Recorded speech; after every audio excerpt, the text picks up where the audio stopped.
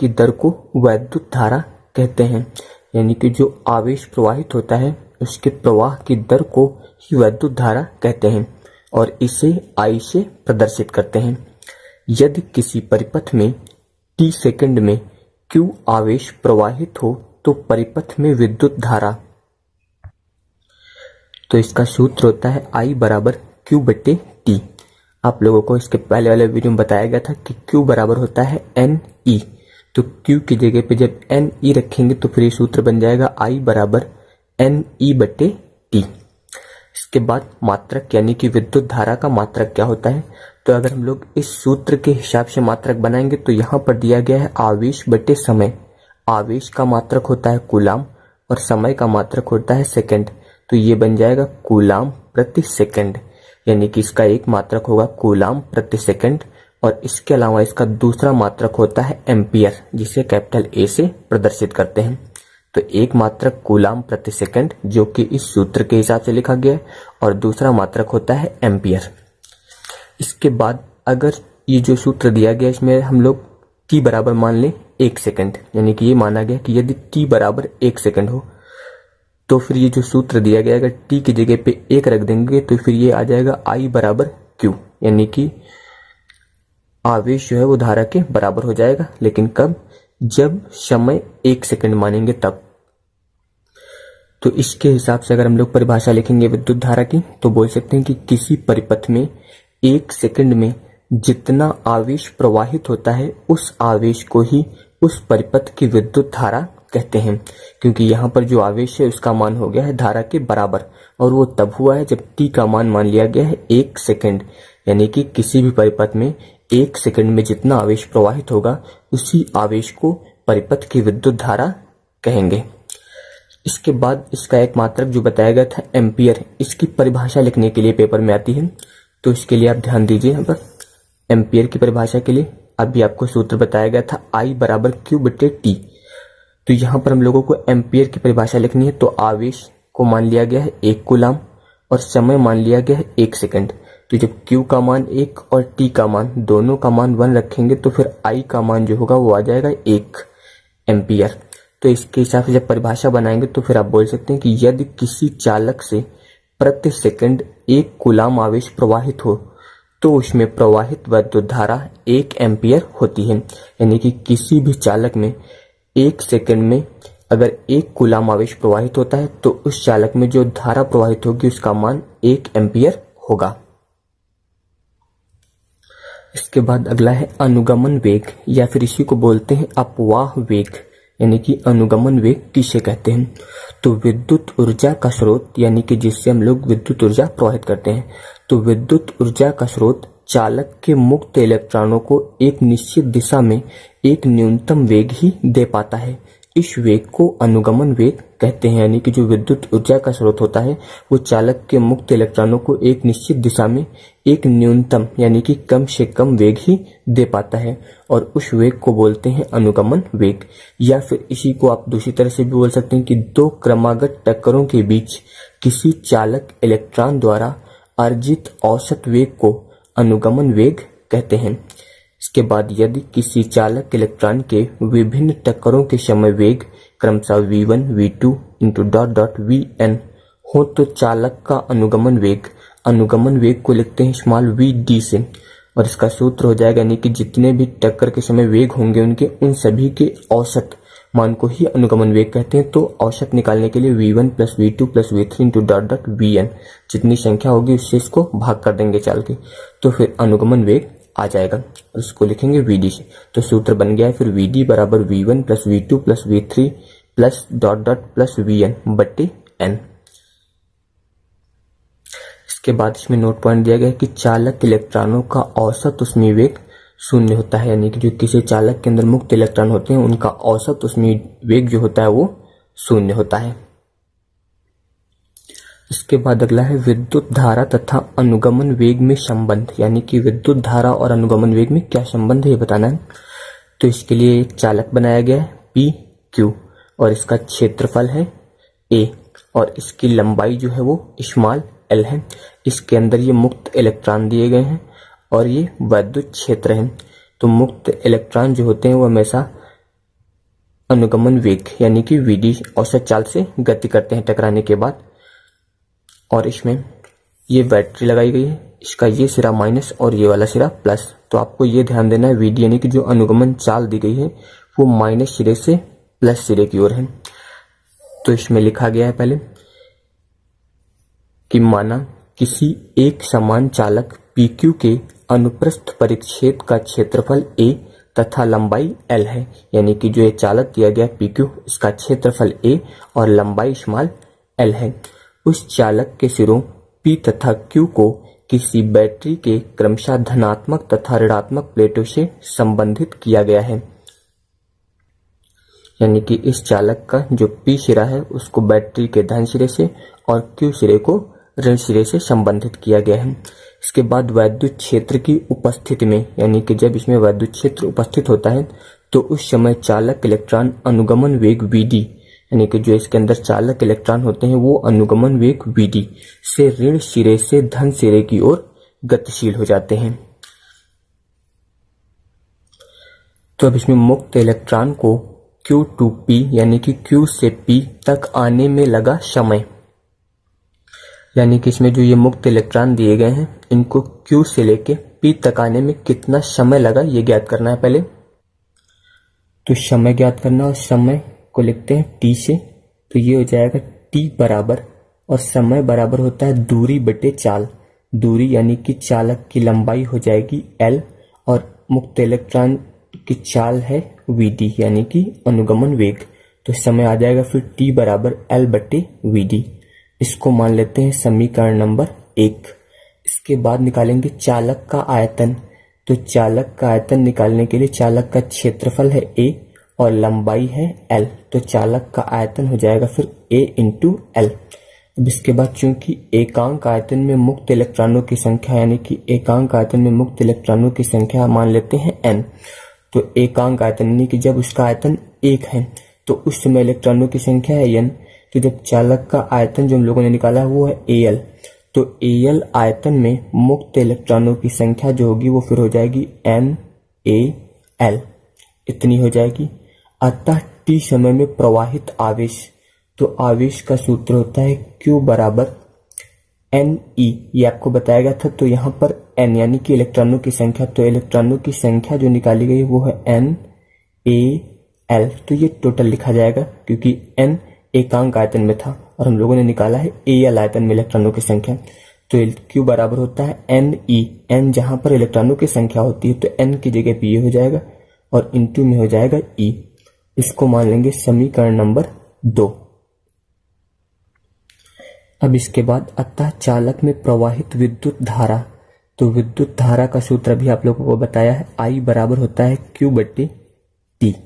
तो फिर ये हो जाएगा I बराबर, यहाँ पर Q का मान रखेंगे हम लोग समीकरण 2 से, तो Q का मान NaL ये दिया गया है और इनटू में E बट्टे में हो जाएगा T, इतना आएगा।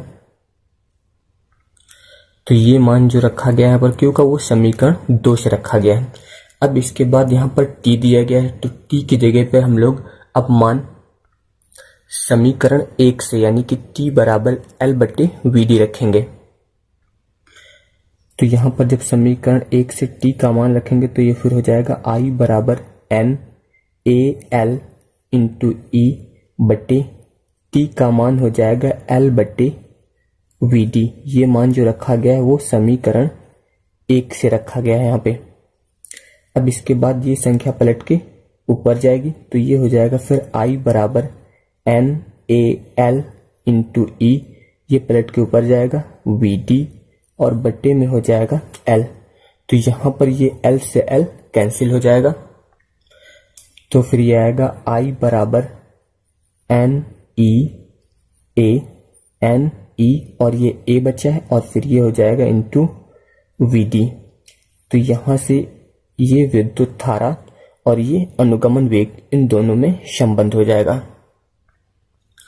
इसके बाद माध्य मुक्त पथ, अभी आपको अनुगमन वेग बताया गया था, दो क्रमागत टक्करों के बीच जो मुक्त इलेक्ट्रॉन होते हैं उनकी औसत वेग को ही अनुगमन वेग कहते हैं। तो उसी तरह इसमें ध्यान दीजिए माध्य मुक्त पथ किसे कहते हैं, तो किन्हीं दो क्रमागत टक्करों के बीच किसी चालक इलेक्ट्रॉन द्वारा तय की गई औसत दूरी को माध्य मुक्त पथ कहते हैं और इसे लैम्डा से प्रदर्शित करते हैं। यानी कि क्रमागत टक्करों के बीच चालक इलेक्ट्रॉन जितनी दूरी तय करते हैं उनके औसत मान को ही माध्य मुक्त पथ कहते हैं और इसे हम लोग लैम्डा से प्रदर्शित करते हैं। इसके बाद अगला है श्रांति काल। श्रांति काल का मतलब यहाँ पे समय से है। तो किन्हीं दो क्रमागत टक्करों के बीच चालक इलेक्ट्रॉन द्वारा लिए गए औसत समय को श्रांति काल कहते हैं और इसे टाउ से प्रदर्शित करते हैं।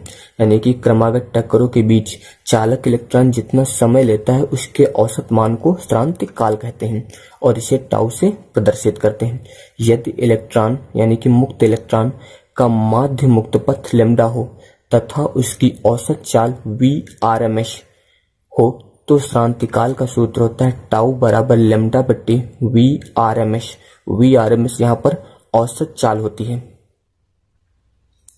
इसके बाद अगला अनुगमन वेग या अपवाह वेग के लिए व्यंजक यानी कि अनुगमन वेग के सूत्र का निगमन, या फिर ये दूसरी तरह से भी आ सकता है कि विभवांतर तथा अनुगमन वेग में क्या संबंध है। तो इसके लिए पहले आप फिगर देख लीजिए। अभी ऐसा ही फिगर एक आपको विद्युत धारा और अनुगमन वेग के संबंध में बताया गया था, सेम उसी के जैसा ये भी है। चालक लिया गया PQ, यहाँ पर भी एक सेल लगाया गया, इसमें प्लस वाला सिरा P से और माइनस वाला सिरा Q से संबंधित है, लेकिन इसमें एक कुंजी K भी लगाई गई है और यहाँ पर मुक्त इलेक्ट्रॉन जो होंगे वो अनुगमन वेग VD से इसके विपरीत दिशा में, विद्युत क्षेत्र आपका इस दिशा में दिया तो इसके विपरीत दिशा में गति करेंगे। इसकी लंबाई L मान लेते हैं और क्षेत्रफल यहाँ भी A रहेगा। तो इसमें लिखेंगे पहले, माना किसी चालक PQ की लंबाई स्मॉल l है, इसे कुंजी के लगे हुए सेल से संबंधित किया गया है।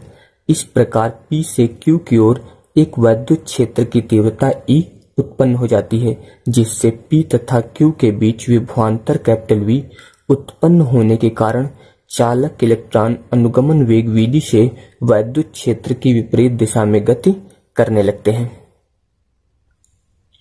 इसके बाद प्रत्येक चालक इलेक्ट्रॉन पर आरोपित वैद्युत बल यानी कि जितने भी चालक इलेक्ट्रॉन दिए गए उन पर आरोपित बल, तो उन पर आरोपित बल हो जाएगा F बराबर E इंटू कैपिटल E। आपको एक सूत्र बताया गया था इसके पहले वीडियो में, F बराबर QE। तो यहाँ पर Q आवेश होता है तो Q की जगह पे इलेक्ट्रॉन का आवेश लिखा गया है E, तो ये सूत्र बन गया है कैपिटल F बराबर small E into capital E। Capital E यहाँ पर विद्युत क्षेत्र की तीव्रता है। इसको मान लेते हैं समीकरण 1। अब इसके बाद गति में उत्पन्न त्वरण, तो त्वरण का सूत्र होता है A बराबर F बट्टे M यानी कि बल बट्टे द्रव्यमान। तो यहाँ पर अगर हम लोग F का मान रखें समीकरण 1 से तो ये हो जाएगा फिर E इंटू कैपिटल E बट्टे M। इसको मान लेते हैं समीकरण नंबर 2। इसके बाद फिर अब अनुगमन वेग की परिभाषा से, यानी कि अनुगमन वेग का जो सूत्र लिखा गया था वो था VD बराबर V1 plus V2 plus into dot dot VN बट्टे N, इतना लिखा गया था। तो अब इसको आगे हल करने से पहले आप एक चीज और समझ लीजिए थोड़ा सा। आपको गति का समीकरण बताया गया था इसके पहले कक्षा 11 में कि V बराबर U प्लस AT। तो यहाँ पर U वेग होता है, A त्वरण होता है और T समय होता है। तो हम लोगों को इसी समीकरण का प्रयोग करना है। यहाँ पर वेग वही रहेगा, केवल जहां पर समय दिया जाता था T उसकी जगह पे हम लोग श्रांति काल का प्रयोग करेंगे यानी कि टाउ का। तो फिर ये बनेगा U प्लस A टाउ, ऐसा समीकरण बन जाएगा। तो ऐसा प्रयोग करना है। जब इसके हिसाब से हम लोग लिखेंगे तो फिर ये हो जाएगा VD बराबर V1 की जगह पे हो जाएगा U1 प्लस A टाउ 1।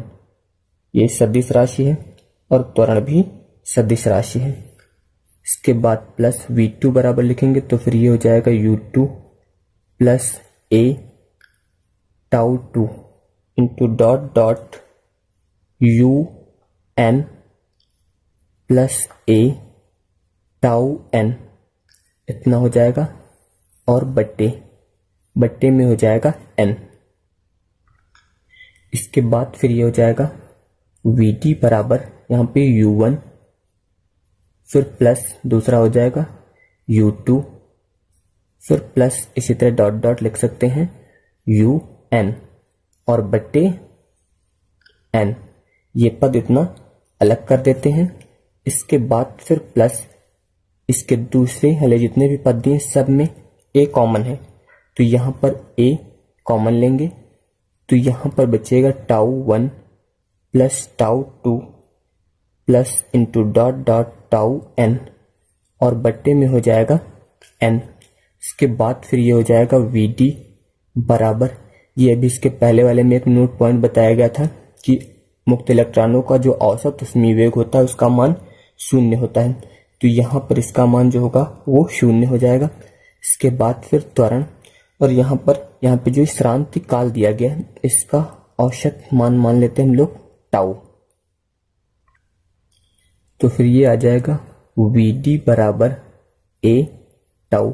अब यहाँ पर A की जगह पे हम लोग समीकरण 2 से मान रखेंगे, तो समीकरण 2 में आया था स्मॉल a बराबर small e into capital E बटे m, तो ये मान a की जगह पे रखा जाएगा।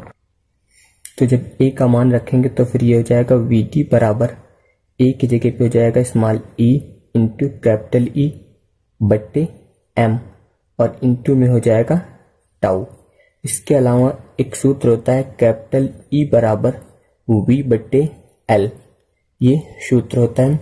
तो अगर हम लोग यहाँ पर E की जगह पे V बट्टे L लिख दें तो फिर ये सूत्र हो जाएगा VD बराबर E, इसकी जगह पे हो जाएगा V, फिर टाउ बट्टे M और यहाँ पर E का मान जो था V बट्टे L, तो ये हो जाएगा L, तो ये सूत्र आ जाएगा। तो इसको आप अनुगमन वेग का सूत्र भी बोल सकते हैं। तो वहां पर पेपर में अगर अनुगमन वेग का व्यंजक ज्ञात करने के लिए आए तो भी आपको इसी को हल करना है, या फिर अनुगमन वेग और विभवांतर में संबंध आ गया तो भी आपको यही हल करना है, या फिर इसी के अलावा एक और भी आ सकता है कि अनुगमन वेग और श्रांति काल में क्या संबंध है, तो भी आपको यही सूत्र हल करना है। धारा घनत्व यानी कि धारा घनत्व किसे कहते हैं, तो किसी पृष्ठ के एकांक अनुप्रस्थ परिच्छेद के अभिलंबवत होकर प्रवाहित होने वाली धारा के परिमाण को धारा घनत्व कहते हैं। यानी कि किसी भी पृष्ठ का जो क्षेत्रफल होगा, एकांक क्षेत्रफल लिया गया, यानी कि यहाँ पर क्षेत्रफल का मान जो माना गया वो 1 मीटर स्क्वायर मान लिया गया है। तो किसी भी पृष्ठ के एकांक क्षेत्रफल के अभिलंबवत प्रवाहित होने वाली जो धारा होगी उस धारा को बोलेंगे धारा घनत्व, जैसे कि यहाँ के चित्र में दिखाया गया है। तो यहाँ पर ये एक एकांक पृष्ठ यानी कि एक पृष्ठ दिया गया और इसका क्षेत्रफल लिया गया है A, तो इस पृष्ठ के अभिलंबवत ये धारा प्रवाहित हो रही है, तो पृष्ठ के अभिलंबवत जो धारा प्रवाहित होगी उस धारा के परिमाण को ही धारा घनत्व कहते हैं। तो इसमें यदि अनुप्रस्थ परिच्छेद के क्षेत्रफल कैपिटल A यानी कि जो परिच्छेद का क्षेत्रफल है वो मान लिया गया A से प्रवाहित होने वाली धारा का परिमाण कितना है I, तो उस पृष्ठ पर धारा घनत्व को लिखते हैं J से, तो इसका सूत्र हो जाएगा फिर J बराबर I बटे A। आप इस सूत्र से भी परिभाषा बना सकते हैं धारा घनत्व की। अगर आपको ये सूत्र याद है कि J बराबर धारा बटे क्षेत्रफल, तो आप बोल सकते हैं कि किसी चालक में प्रवाहित होने वाली धारा और चालक के क्षेत्रफल के अनुपात को धारा घनत्व कहते हैं। तो ये परिभाषा आप इस सूत्र के अनुसार से भी बना सकते हैं। इसके बाद मात्रक के लिए ध्यान दीजिए, यहाँ पे दी गई है धारा यानी कि I, और धारा का मात्रक जो होता है विद्युत धारा का वो होता है एम्पियर, और एम्पियर को लिखते हैं कैपिटल A से। तो ये हो जाएगा A, और प्रति यानी कि बट्टे में लिखा गया क्षेत्रफल, और क्षेत्रफल का मात्रक होता है मीटर स्क्वायर। तो फिर धारा बट्टे क्षेत्रफल का मात्रक यानी कि धारा घनत्व का मात्रक हो जाएगा फिर एम्पियर प्रति मीटर स्क्वायर, या फिर आप इसी मात्रक को लिख सकते हैं एम्पियर मीटर की पावर -2। यहाँ पे बट्टे में मीटर स्क्वायर, इसको ऊपर ले जाएंगे तो इसकी पावर -2 हो जाएगी, तो ये बन जाएगा फिर एम्पियर मीटर की पावर -2। इसके बाद इसका विमीय सूत्र, तो विमीय सूत्र लिखा तो यहाँ पे दी गई धारा का विमीय सूत्र होता है कैपिटल A। इसके बाद फिर बट्टे में दिया गया है क्षेत्रफल, और क्षेत्रफल का विमीय सूत्र होता है L स्क्वायर, इतना हो जाएगा। इसको अब लिख सकते हैं A L स्क्वायर, प्लस में दिया गया, इसको हम लोग ऊपर ले जाएंगे अंश में, तो ये फिर हो जाएगा -2। तो धारा घनत्व का विमीय सूत्र आ जाएगा फिर AL⁻²। और फिर धारा घनत्व एक सदिश राशि है, यानी जो धारा घनत्व दिया गया है यह एक सदिश राशि होती है। इसके बाद धारा घनत्व तथा अनुगमन वेग में संबंध। इसके पहले वाले वीडियो में आपको अनुगमन वेग किसे कहते हैं इसके बारे में बताया गया था, और यहाँ पर आज धारा घनत्व बताया गया। तो अब धारा घनत्व तथा अनुगमन वेग में संबंध ज्ञात करना है। तो धारा घनत्व अनुगमन वेग के अनुक्रमानुपाती होता है, यानी कि जो धारा घनत्व है वो अनुगमन वेग पर निर्भर करता है। तो इसके लिए आप ध्यान दीजिए, उस दिन आपको एक सूत्र बताया गया था, याद है, I बराबर N E A और VD। ये धारा और अनुगमन वेग में संबंध ज्ञात करते समय ये सूत्र बताया गया था इसके पहले वाले वीडियो में, तो ये सूत्र हो जाएगा। इसके बाद आज आपको सूत्र बताया गया है J बराबर I/A, यानी कि धारा घनत्व बराबर विद्युत धारा बटे क्षेत्रफल। तो J बराबर यहाँ पर हम लोग I का मान रखेंगे, तो I का मान दिया गया है NEAVD और बटे में हो जाएगा कैपिटल A। यहाँ पर ये A से A कैंसिल हो जाएगा, तो जब A से A कैंसिल हो जाएगा तो फिर ये आएगा J बराबर NEVD। तो ये धारा घनत्व और अनुगमन वेग में संबंध हो जाएगा। इसके बाद ओम का नियम, ये बहुत ही इंपॉर्टेंट है, यानी कि ओम का नियम क्या होता है।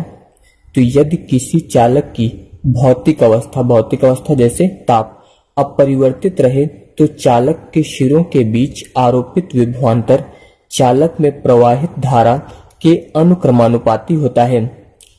तो ध्यान दीजिएगा, यदि चालक की भौतिक अवस्था, यानी यदि कोई चालक दिया गया और उसकी भौतिक अवस्था जैसे ताप अपरिवर्तित है, यानी कि ताप में कोई परिवर्तन नहीं हो रहा है, तो अगर ताप में कोई परिवर्तन नहीं होता है तो उसके सिरों पर लगाया गया विभवांतर जो होता है वो उस चालक में प्रवाहित धारा के अनुक्रमानुपाती होता है, या फिर आप बोल सकते हैं कि उसके सिरों पर लगाया गया जो विभवांतर और उसमें बहने वाली धारा का अनुपात जो होता है वो हमेशा नियत होता है। तो ओम के नियम से to V proportional to I, यानी कि विभवांतर अनुक्रमानुपाती है धारा के। तो यहाँ पर जब अनुक्रमानुपाती यानी कि प्रोपोर्शनल टू का चिन्ह हटाते हैं और बराबर लगाते हैं तो यहाँ पर एक नियतांक जुड़ता है कैपिटल R, तो फिर ये हो जाता है V बराबर कैपिटल R इंटू I। इसी R को बोलते हैं चालक का प्रतिरोध। इसके बाद V बट्टे I, यानी कि अगर I हम लोग इधर लाएंगे तो ये बन जाएगा फिर V बट्टे I बराबर R। R जो है यहाँ पर नियतांक है, तो इसको आप लिख सकते हैं कि V बट्टे I बराबर कांस्टेंट। कांस्टेंट का मतलब होता है नियतांक। तो यही बताया गया था कि यदि भौतिक अवस्था यानी कि ताप अपरिवर्तित रहता है तो चालक के सिरों पर उत्पन्न विभवांतर और धारा का अनुपात जो होता है वो नियत होता है। इसके बाद मुक्त इलेक्ट्रॉन सिद्धांत से ओम के नियम की व्युत्पत्ति। ये क्वेश्चन भी बहुत ही इंपॉर्टेंट है। तो ये दो प्रकार से आ सकता है, या तो फिर पूछा जाएगा आपसे कि मुक्त इलेक्ट्रॉन सिद्धांत से ओम के नियम की व्युत्पत्ति कीजिए, या फिर आएगा अनुगमन वेग के आधार पर ओम के नियम की व्युत्पत्ति कीजिए। तो इसमें माना किसी चालक की लंबाई स्मॉल l, अनुप्रस्थ परिच्छेद का क्षेत्रफल कैपिटल A तथा चालक इलेक्ट्रॉनों का अनुगमन वेग Vd है।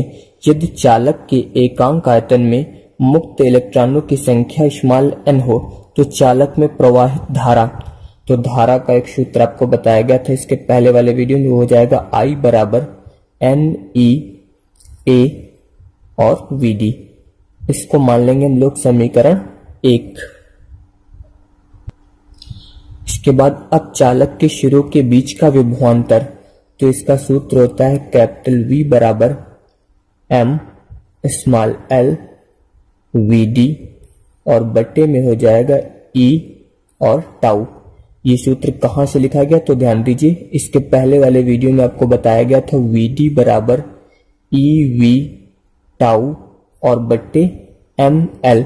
वहां पर रीडिंग बताया था आपको कि अनुगमन वेग और विभवांतर में संबंध, तो उस समय ये सूत्र निकाला गया था। तो अगर यहां से हम लोग विभवांतर निकाले यानी कि कैपिटल V का मान, तो ये M और L गुणे में आ जाएगा इधर, तो यही लिखा गया कैपिटल V बराबर M into L into VD।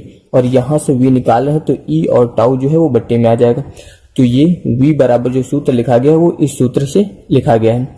अब इसके बाद समीकरण 1 से 2 को भाग करने पर इसको हम लोग समीकरण 2 मान लेंगे और यहाँ पर 1 से 2 को भाग करना है। तो अब ध्यान दीजिए, यहाँ पे समीकरण 2 में v दिया गया तो LHS को LHS से यानी कि ये लिखा जाएगा v बट्टे i और बराबर यहाँ पे हो जाएगा ML VD और बट्टे में E टाउ। जब समीकरण 1 से भाग करेंगे तो फिर बट्टे में आ जाएगा NEA VD, इतना हो जाएगा। तो अब यहाँ पर VD से VD जो है कैंसिल हो जाएगा। तो अब यहाँ पर बचेगा V बट्टे I बराबर M इंटू L बट्टे NE स्क्वायर ए टाउ। तो अब यहाँ लिखेंगे दिए गए ताप तथा चालक हेतु। तो दिए गए ताप और चालक के लिए जो ये राइट वाला पक्ष है यानी कि जो राइट में दिया गया है ये नियत हो जाएगा, क्योंकि यहाँ पर जो है जो भी राशियां दी गई हैं वो चालक विशेष के लिए, जैसे स्मॉल L, A और N नियत। इसके अलावा M और E जो होंगे वो स्वयं नियतांक हैं। और यदि चालक का ताप स्थिर रहेगा तो टाउ भी जो है वो नियतांक हो जाएगा, यानी कि ये पूरा पक्ष जो है आप नियतांक मान लेंगे। तो इसको आप लिखेंगे ML बट्टे NE स्क्वायर ए टाउ बराबर हो जाएगा कांस्टेंट, यानी कि ये नियतांक हो। तो जब इसका मान नियत हो गया तो फिर V बट्टे I बराबर हो जाएगा कांस्टेंट। और यही ओम के नियम में आपको बताया गया था कि विभवांतर और धारा का जो अनुपात होता है वो नियत होता है। तो इस प्रकार ओम के नियम की उत्पत्ति हो जाती है। अब साथ ही साथ इसमें ध्यान दीजिए, आपको जो सूत्र बताया गया था वहां पर बताया गया था V बट्टे I बराबर कैपिटल R। अभी ओम के नियम में बताया गया था, इसका मतलब ये मान जो होगा वो किसके बराबर होगा, कैपिटल R के बराबर हो जाएगा। तो आप लिख सकते हैं अतः चालक का प्रतिरोध। तो ये हो जाएगा फिर कैपिटल R बराबर ML बट्टे NE स्क्वायर ए टाउ। तो ये चालक के प्रतिरोध का सूत्र हो जाएगा। इसके अलावा R बराबर यहाँ पर M बट्टे NE स्क्वायर टाउ, इतना अगर अलग लिख दें। इसके अलावा यहाँ पर बचेगा L और बट्टे में हो जाएगा A। तो यहाँ पर जो ये भाग लिखा गया यानी कि M बट्टे NE स्क्वायर टाउ, इसके बराबर होता है R बराबर रो और इनटू में हो जाएगा L बट्टे A, इतना आ जाएगा। यहाँ पर रो जो होता है वो विशिष्ट प्रतिरोध होता है। यहाँ पर रो जो है वो विशिष्ट प्रतिरोध है।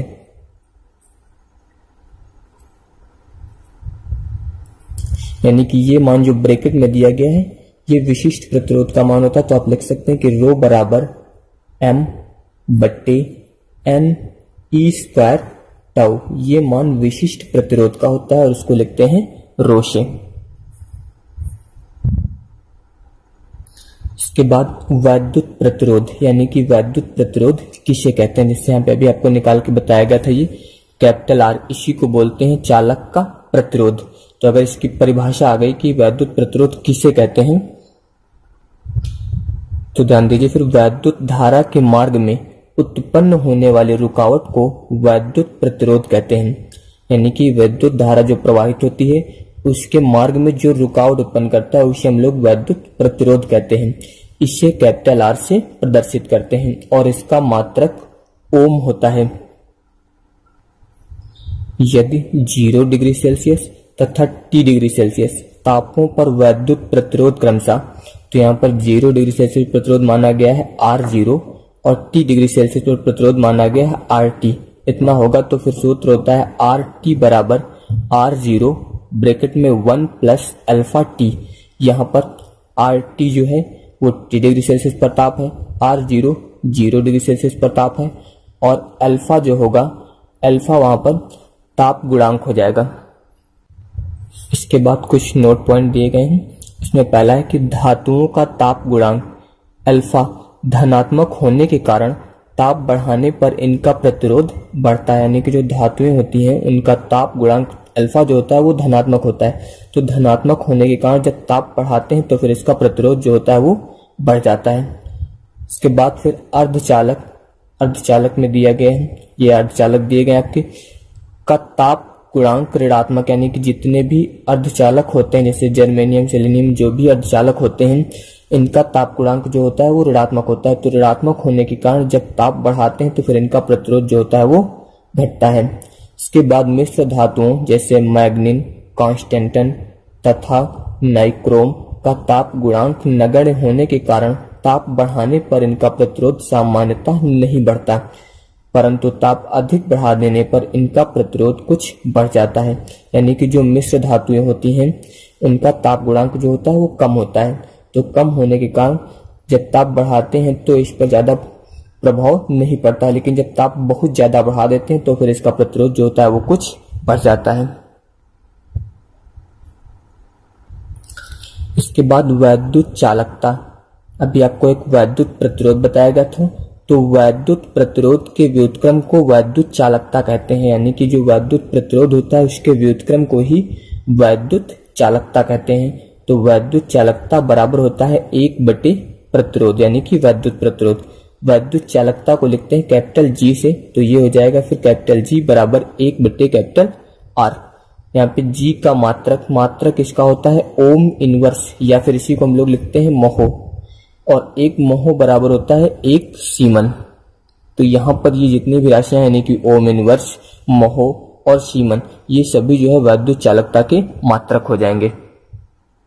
इसके बाद इसमें नोट पॉइंट दिया गया कि वैद्युत चालकता पर ताप का प्रभाव वैद्युत प्रतिरोध पर ताप के प्रभाव के विपरीत होता है, यानी कि जो अभी ऊपर आपको नोट, तो इन नोट पॉइंट में जो भी प्रभाव था इसका विपरीत प्रभाव जो होता है वो वैद्युत चालकता पर पड़ता है। इसके बाद है विशिष्ट प्रतिरोध या फिर प्रतिरोधकता, दोनों एक ही चीजें हैं, या तो इसे विशिष्ट प्रतिरोध भी बोल सकते हैं या फिर प्रतिरोधकता। तो किसे कहते हैं, तो किसी चालक के किसी बिंदु पर वैद्युत क्षेत्र की तीव्रता कैपिटल ई तथा धारा घनत्व जे के अनुपात को विशिष्ट प्रतिरोध कहते हैं। विशिष्ट प्रतिरोध अभी आपको बताया गया था, रो से लिखते हैं, तो रो बराबर होता है E/जे। ई यहाँ पर वैद्युत प्रतिरोध और जे धारा घनत्व। तो आप इस सूत्र से परिभाषा बनाएंगे तो फिर बोलेंगे कि वैद्युत क्षेत्र की तीव्रता और धारा घनत्व के अनुपात को विशिष्ट प्रतिरोध या फिर प्रतिरोधकता कहते हैं। इतना हो जाएगा। इसके बाद रो बराबर यहाँ पर दिया गया वैद्युत क्षेत्र की तीव्रता ई, और ई बराबर होता है कैपिटल V/L, तो कैपिटल V/L हो जाएगा। जे धारा घनत्व, तो इसका सूत्र आपको अभी बताया गया है कि I/A। तो यहाँ पर जब ये संख्या पलट के ऊपर जाएगी तो फिर ये बनेगा V/I बराबर A/L, इतना हो जाएगा। इसके बाद रो बराबर V/I बराबर आपको बताया गया है कैपिटल R, फिर हो जाएगा A/l। इसके बाद जब इसका मात्रक ज्ञात करेंगे तो रो का मात्रक, तो यहाँ पर ध्यान दीजिए वैद्युत प्रतिरोध दिया गया है R, इसका मात्रक हो जाएगा ओम, फिर क्षेत्रफल दिया गया है, क्षेत्रफल का मात्रक हो जाएगा मीटर स्क्वायर, और फिर L दिया है, इसका मात्रक मीटर। तो यहाँ पर मीटर से 1 मीटर कट जाएगा तो फिर इसका मात्रक आ जाएगा ओम मीटर। इसके बाद नोट पॉइंट दिया गया कि इस पर जो ताप का प्रभाव होगा वो प्रतिरोध पर प्रभाव जैसा होता है, यानी कि जो अभी आपको वैद्युत प्रतिरोध में नोट पॉइंट बताया गया था, जो भी प्रभाव वैद्युत प्रतिरोध में थे ताप के, वही प्रभाव यहाँ पर विशिष्ट प्रतिरोध में भी होंगे। इसके बाद दिया गया विशिष्ट चालकता, तो विशिष्ट प्रतिरोध के व्युत्क्रम को विशिष्ट चालकता कहते हैं। अभी आपको वैद्युत चालकता बताया गया था, तो वैद्युत चालकता जो होती है वो वैद्युत प्रतिरोध का व्युत्क्रम होती है, और विशिष्ट चालकता जो होती है वो विशिष्ट प्रतिरोध का व्युत्क्रम होती है। तो सूत्र होता है विशिष्ट चालकता बराबर 1/विशिष्ट प्रतिरोध। विशिष्ट चालकता को लिखते हैं सिग्मा से, और 1/विशिष्ट प्रतिरोध को लिखते हैं रो से।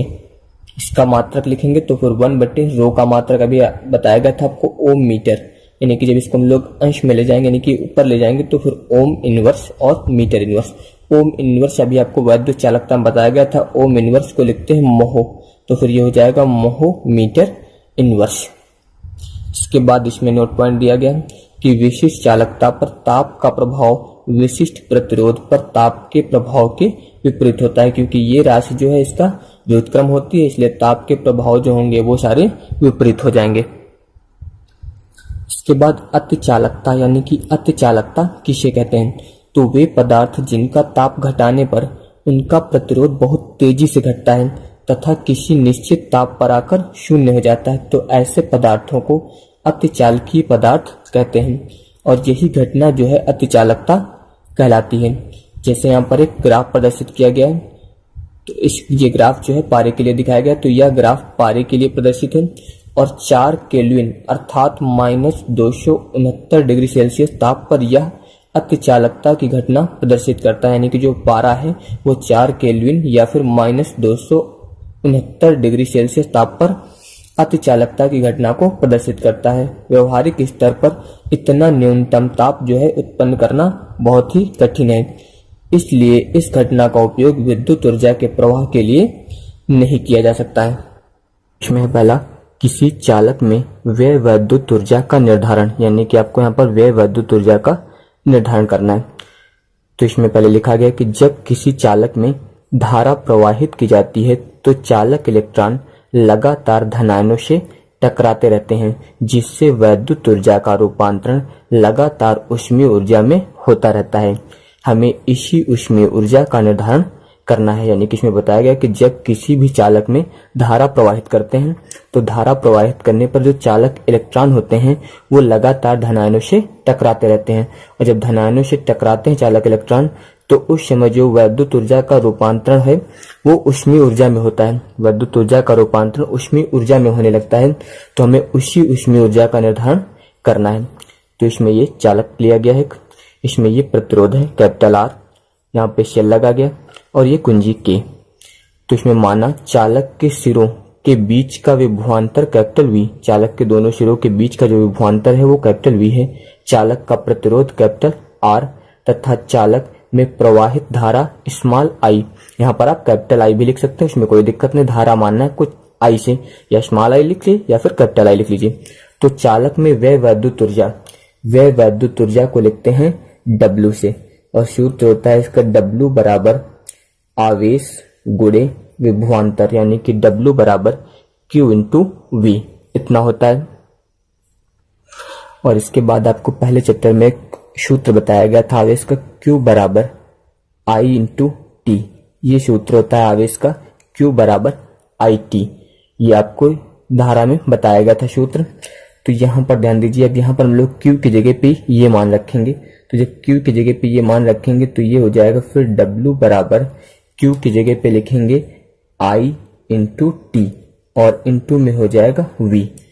तो इससे ये एक सूत्र बन गया कुल मिला के W बराबर, इसको अगर सही तरीके से लिखें तो V into I into T।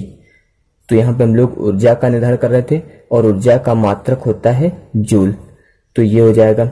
इसके बाद V बराबर एक सूत्र होता है विभवांतर का, V बराबर होता है I इंटू R।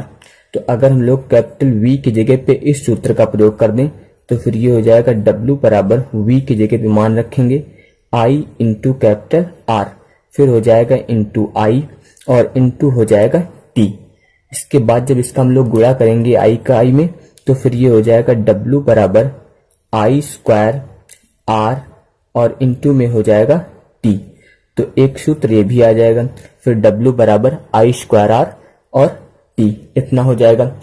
यहाँ भी आप जूल लिख सकते हैं क्योंकि ऊर्जा का मात्रक जूल होता है। इसके बाद अगर इसी सूत्र का प्रयोग करें हम लोग यहाँ से I का मान निकाल लें, I का मान जब निकालेंगे तो I बराबर हो जाएगा फिर V बटे कैपिटल R, इतना मान होगा। तो हम लोग I की जगह पे अगर V बटे R का प्रयोग कर दें यहाँ पर, तो फिर ये हो जाएगा W बराबर I स्क्वायर दिया गया है, तो यहाँ पर जब मान रखेंगे तो ये हो जाएगा फिर V स्क्वायर, और बटे में हो जाएगा R स्क्वायर, इंटू में हो जाएगा R, और इंटू हो जाएगा T। तो यहाँ पर बटे में R स्क्वायर दिया गया, R स्क्वायर से एक ये R कैंसिल हो जाएगा, तो फिर ये आएगा W बराबर V स्क्वायर बटे R, और इंटू में हो जाएगा T। तो एक सूत्र ये भी प्राप्त हो जाएगा, इसका भी मात्रक जूल। तो यहाँ पर हम लोगों को वैद्युत ऊर्जा के 3 सूत्र प्राप्त हुए हैं, एक W बराबर V into I into T, दूसरा है W बराबर I square R into T, और तीसरा है W बराबर V square R into T। यहाँ पर आपको सभी राशियां पता होना चाहिए। W जो है वह वैद्युत ऊर्जा है, V विभवांतर है, कैपिटल R प्रतिरोध है और T समय है।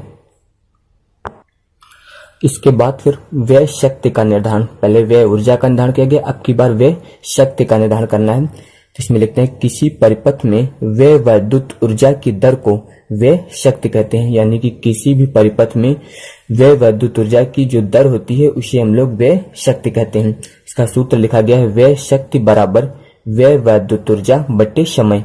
तो आप इसकी परिभाषा यानी कि व्यय शक्ति की परिभाषा इस सूत्र के अनुसार भी बता सकते हैं। तो यहाँ पे लिखा गया है व्यय शक्ति बराबर व्यय वैद्युत ऊर्जा बटे समय। तो आप बोल सकते हैं कि व्यय वैद्युत ऊर्जा तथा समय के अनुपात को व्यय शक्ति कहते हैं। तो याद रखना, आप लोग इस तरह की परिभाषाएं फिजिक्स में बना सकते हैं सूत्र का प्रयोग करके। अगर कोई संख्या बट्टे में लिखी गई तो बट्टे का मतलब होता है अनुपात से, तो आप बोल सकते हैं कि व्यय वैद्युत ऊर्जा और समय के अनुपात को व्यय शक्ति कहते हैं। तो व्यय शक्ति को लिखा जाता है कैपिटल P से, ये हो जाएगा व्यय वैद्युत ऊर्जा अभी आपको बताया गया था W और समय हो जाएगा T, ये इतना हो जाएगा। अब इसके बाद W का भी हम लोगों ने मान ज्ञात किया, तो पहला मान आया था W का V इंटू आई इंटू टी। अगर ये मान यहाँ पर W की जगह पे रखेंगे तो ये हो जाएगा P बराबर V इंटू आई इंटू टी और बट्टे में हो जाएगा T।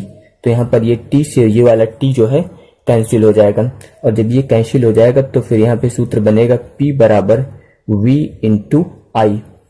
तो ये व्यय शक्ति का सूत्र आ जाएगा। इसके अलावा अगर हम लोग W का दूसरा मान रखें, W का दूसरा मान आया था I स्क्वायर R T। अगर ये सूत्र प्रयोग करेंगे यहाँ पर W की जगह पे तो फिर ये हो जाएगा P बराबर, यहाँ पर W की जगह पे लिखेंगे I स्क्वायर R और इंटू में हो जाएगा T और बट्टे में फिर हो जाएगा T। यहाँ भी T से T जो है वो कैंसिल हो जाएगा, और जब T से T कैंसिल हो जाएगा तो फिर यहाँ पर बचेगा P बराबर I स्क्वायर R। एक सूत्र ये भी आ जाएगा आपका। इसके बाद W का जो तीसरा मान निकाला गया था, यानी कि व्यय वैद्युत ऊर्जा का, उसका मान था V स्क्वायर बट्टे R और इंटू में था T। तो अगर इस मान का प्रयोग यहाँ पर सूत्र में करेंगे तो फिर ये हो जाएगा P बराबर W की जगह पे लिखेंगे V स्क्वायर बट्टे R और फिर इंटू में हो जाएगा T, और यहाँ पर T दिया गया है बट्टे में, तो यहाँ भी ये T से T जो है वो कैंसिल हो जाएगा। तो यहाँ पर फिर सूत्र आएगा फिर P बराबर V स्क्वायर बट्टे R, इतना हो जाएगा। और व्यय शक्ति है, व्यय शक्ति का मात्रक जो होता है वो होता है वाट, तो यहाँ पर आप लिख सकते हैं वाट। तो इस प्रकार व्यय शक्ति के भी 3 सूत्र प्राप्त हो गए। पहला है P बराबर कैपिटल V इंटू आई, P व्यय शक्ति है, V विभवांतर है, I धारा है। दूसरा है P बराबर I स्क्वायर इंटू R, यहाँ पर R जो है वो प्रतिरोध है। और तीसरा है P बराबर V स्क्वायर बटे R, यहाँ पर V स्क्वायर विभवांतर, R प्रतिरोध और P व्यय शक्ति हो जाएगी, और इसका मात्रक होता है वाट। इसके अलावा कुछ और भी मात्रक आप ध्यान दीजिए। यहाँ पर 1 किलोवाट दिया गया। अगर 1 किलोवाट दिया गया तो 1 किलोवाट बराबर होता है 10 की घात 3 वाट। इसके बाद है 1 मेगावाट। अगर 1 मेगावाट दिया गया तो 1 मेगावाट बराबर होता है 10 की घात 6 वाट। और फिर तीसरा है 1 HP लिखा गया, यानी कि 1 हॉर्स पावर। तो 1 HP इसको हिंदी में बोलते हैं अश्वशक्ति। तो 1 अश्वशक्ति का मान जो होता है वो होता है 746 वाट।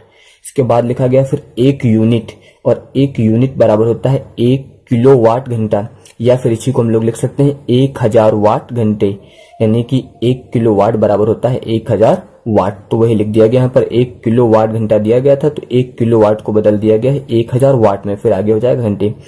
इसके अलावा अगर आपको यूनिट की संख्या निकालनी है तो यूनिट की संख्या निकालने के लिए सूत्र प्रयोग करते हैं वाट गुणे घंटे बटे 1000। इसके बाद है वैद्युत सेल, यानी कि वैद्युत सेल किसे कहते हैं। तो वैद्युत सेल वह युक्ति है जो किसी वैद्युत परिपथ में धारा के प्रवाह को निरंतर बनाए रखती है, यानी कि वैद्युत सेल के द्वारा किसी भी वैद्युत परिपथ में धारा के प्रवाह को निरंतर बनाए रखा जा सकता है। यह विद्युत ऊर्जा का स्रोत होता है, यानी कि इसके द्वारा विद्युत ऊर्जा जो है वो प्राप्त होती है। इसके बाद वैद्युत सेल जो होते हैं वो 2 प्रकार के होते हैं। इसमें होता है प्राथमिक सेल और दूसरा होता है द्वितीयक सेल। तो पहले इसमें प्राथमिक शेल, वे शेल जिन्हें पुनः आवेशित नहीं किया जा सकता है, ऐसे शेलों को प्राथमिक शेल कहते हैं, जैसे शुष्क शेल तथा डेनियल शेल। यानी कि वे शेल जिनका उपयोग होने के बाद उन्हें दोबारा आवेशित यानी कि दोबारा चार्ज नहीं किया जा सकता है, उन्हें हम लोग प्राथमिक शेल कहते हैं, जैसे शुष्क शेल और डेनियल शेल। इसके बाद दूसरा है द्वितीयक शेल, वे शेल जिन्हें बार बार आवेशित किया जा सकता है, ऐसे शेलों को द्वितीयक शेल कहते हैं। यानी कि वे शेल जिनका उपयोग हम लोग बार बार कर सकते हैं, यानी कि इन्हें दोबारा भी आवेशित किया जा सकता है, इन्हें बार बार आप आवेशित कर सकते हैं। तो वे शेल जिन्हें बार बार आवेशित किया जा सकता है, ऐसे शेलों को द्वितीयक शेल कहते हैं, जैसे सीसा शेल तथा अन्य विद्युत अपघटनी शेल आदि। तो जिनका उपयोग हम लोग केवल एक बार करते हैं, उनको दोबारा आवेशित नहीं किया जा सकता, उन्हें बोलते हैं प्राथमिक शेल, और जिन्हें बार बार आवेशित किया जा सकता है उन्हें बोलते हैं द्वितीयक शेल। इसके बाद नोट पॉइंट दिया गया कि द्वितीयक शेल अपेक्षाकृत अधिक बेहतर होते हैं, क्योंकि इनका आंतरिक प्रतिरोध बहुत ही कम होता है। इसके बाद विद्युत वाहक बल, इसको शॉर्ट में EMF भी लिखते हैं। तो विद्युत वाहक बल किसे कहते हैं, तो इसमें ध्यान दीजिए, एक कूलाम आवेश को संपूर्ण परिपथ में प्रवाहित करने के लिए शेल द्वारा दी गई विद्युत ऊर्जा को विद्युत वाहक बल कहते हैं, और इसे कैपिटल E से प्रदर्शित करते हैं। तो एक कूलाम आवेश को जो है संपूर्ण परिपथ में प्रवाहित करने के लिए शेल द्वारा जो विद्युत ऊर्जा दी जाती है, उस विद्युत ऊर्जा को विद्युत वाहक बल कहते हैं, और इसे हम लोग कैपिटल E से प्रदर्शित करते हैं। तो इसका आप सूत्र ध्यान दीजिए आप। तो इसका सूत्र लिखा गया कैपिटल E बराबर W टोटल बटे Q।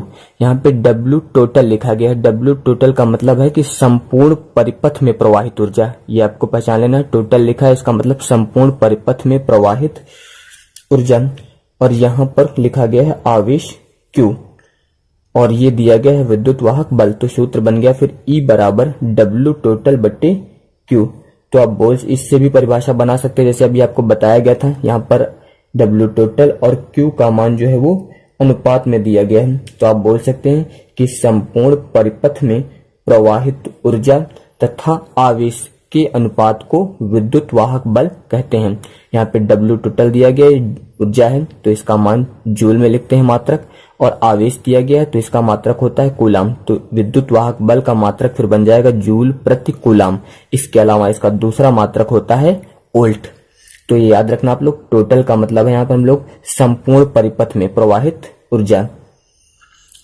इसके बाद दूसरा है टर्मिनल विभवांतर, यानी कि टर्मिनल विभवांतर किसे कहते हैं। तो एक कूलाम आवेश को बाह्य परिपथ में प्रवाहित करने के लिए शेल द्वारा दी गई ऊर्जा को शेल का टर्मिनल विभवांतर कहते हैं, और इसे कैपिटल V से प्रदर्शित करते हैं। तो यहाँ पर ध्यान दीजिएगा आप लोग, अभी जो इसके पहले हमने परिभाषा बताई आपको विद्युत वाहक बल की, उसमें आपको बताया गया था कि एक कूलाम आवेश को संपूर्ण परिपथ में, तो वहां पर पूरे परिपथ में प्रवाहित हो रही थी, और यहाँ पर केवल बाह्य परिपथ में। तो अगर संपूर्ण परिपथ में ऊर्जा प्रवाहित हो रही है, यानी कि शेल ऊर्जा दे रहे हैं हम लोग, तो वहां पर होगा विद्युत वाहक बल। लेकिन अगर एक कूलाम आवेश को केवल बाह्य परिपथ में प्रवाहित करते हैं, तो फिर शेल द्वारा जो दी गई ऊर्जा होगी उसको शेल का टर्मिनल विभवांतर बोलेंगे, और इसे कैपिटल V से प्रदर्शित करते हैं। और इसका सूत्र होता है कैपिटल V बराबर W, यहाँ पे इधर लिखा गया है EX। EX का मतलब यहाँ पर एक्सटर्नल है, एक्सटर्नल का मतलब बाह्य परिपथ।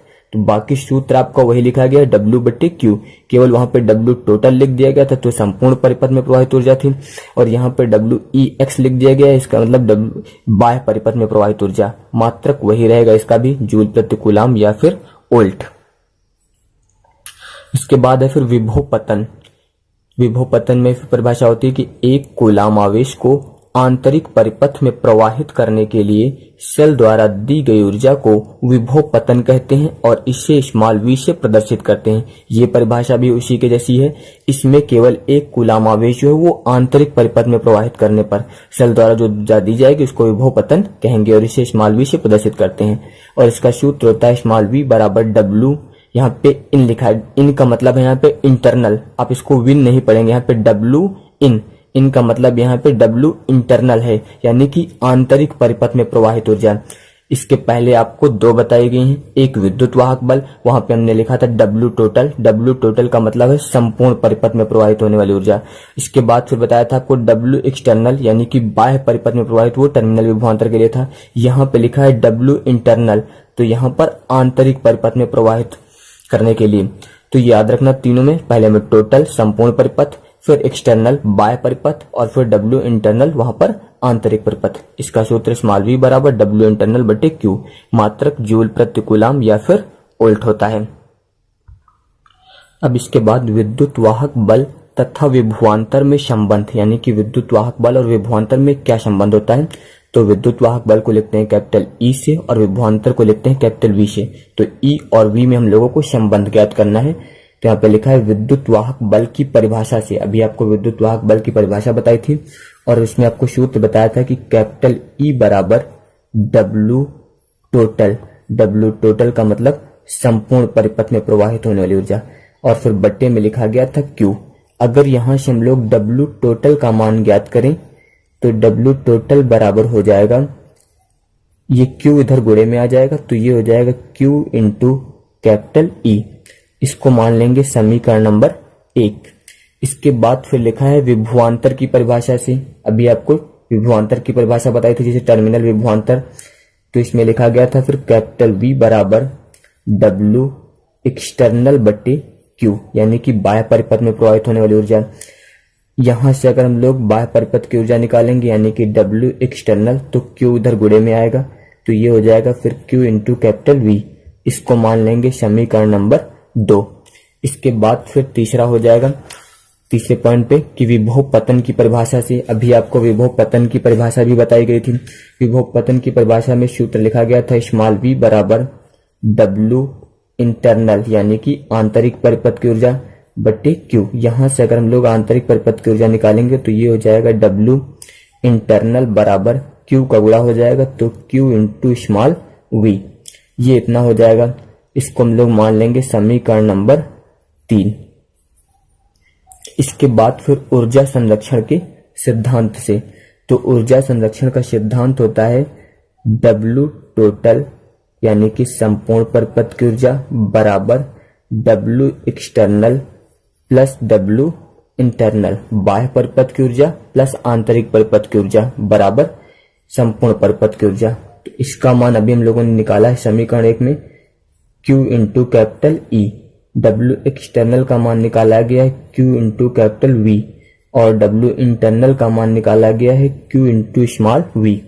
इतना हो जाएगा, तो ये हो जाएगा Q इंटू कैपिटल E बराबर, इसमें से Q जो है वो कॉमन हो जाएगा, तो यहाँ पर हो जाएगा capital V plus small v, इतना हो जाएगा। इसके बाद कैपिटल E बराबर, यहाँ पे Q से Q जो है वो कैंसिल हो जाएगा, तो ये आएगा कैपिटल E बराबर V प्लस स्मॉल v, इतना हो जाएगा। इसके बाद आपको ओम के नियम में बताया गया था, तो वहां पर हो जाएगा V बराबर IR। तो याद रखना यहाँ पर जो स्मॉल v दिया गया है ये विभव पतन दिया गया है, यानी कि विभव, तो यहाँ पर विभव पतन दिया गया, तो ओम के नियम में होता है V बराबर I इंटू R। यहाँ पर जो है R आंतरिक प्रतिरोध है, तो याद रखना अगर हम लोगों को विभवांतर दिया होता है तो यहाँ पे लिखते हैं कैपिटल V बराबर I इंटू कैपिटल R, फिर वहां पर बाह्य परिपथ प्रयोग करेंगे जब टर्मिनल विभवांतर होगा। यहाँ पर ये आंतरिक ऊर्जा का प्रयोग किया गया था इसमें विभव पतन में, तो यहाँ पर आंतरिक प्रतिरोध लिखा गया है, तो ये चीज आप लोग याद रखेंगे। तो हम लोग स्मॉल v की जगह पे लिख सकते हैं I इंटू R, तो फिर ये हो जाएगा कैपिटल E बराबर कैपिटल V प्लस इसकी जगह पे हो जाएगा I इंटू R। तो ये विद्युत वाहक बल और विभवांतर में संबंध हो जाएगा। अब इसके बाद कुछ यहाँ पर महत्वपूर्ण बिंदु दिए गए हैं जो कि न्यूमेरिकल में आवश्यकता होगी। तो यहाँ पर अभी जो हम लोगों ने सूत्र ज्ञात किया वो आया था कैपिटल V बराबर कैपिटल V प्लस IR। तो यहाँ पर पहला नोट लिखा हमने चार्जिंग यानी कि आवेशन।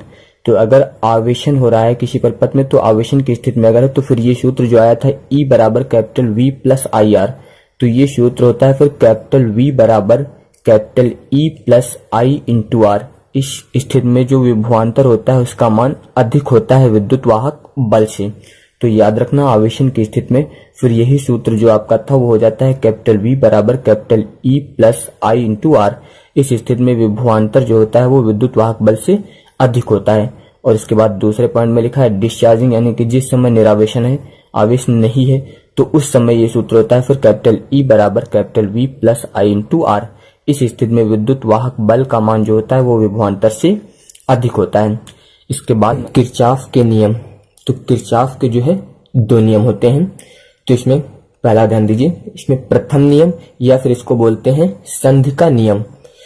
तो ये नियम होता है कि किसी वैद्युत परिपथ में किसी भी संधि पर मिलने वाली समस्त धाराओं का बीजगणितीय योग शून्य होता है।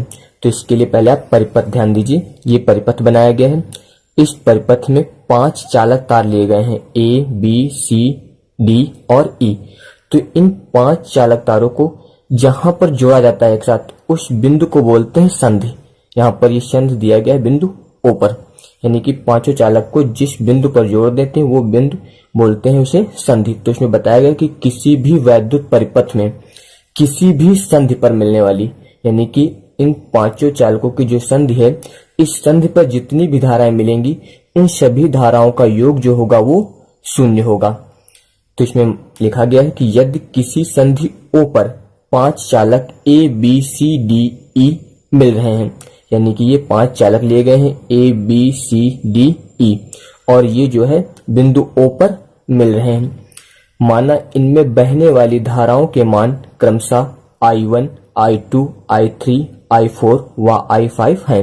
यानी कि जो चालक A है उसमें धारा I1 प्रवाहित हो रही है, चालक B में धारा I2, चालक C में धारा I3, चालक D में धारा I4 और चालक E में धारा I5 ये प्रवाहित हो रही है।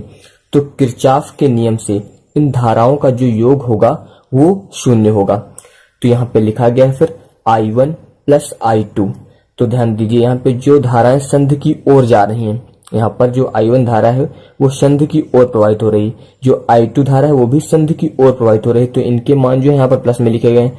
इसके बाद जो तीनों धाराएं हैं वो संधि से दूर जा रही हैं, यानी कि उनकी दिशा जो है वो विपरीत है।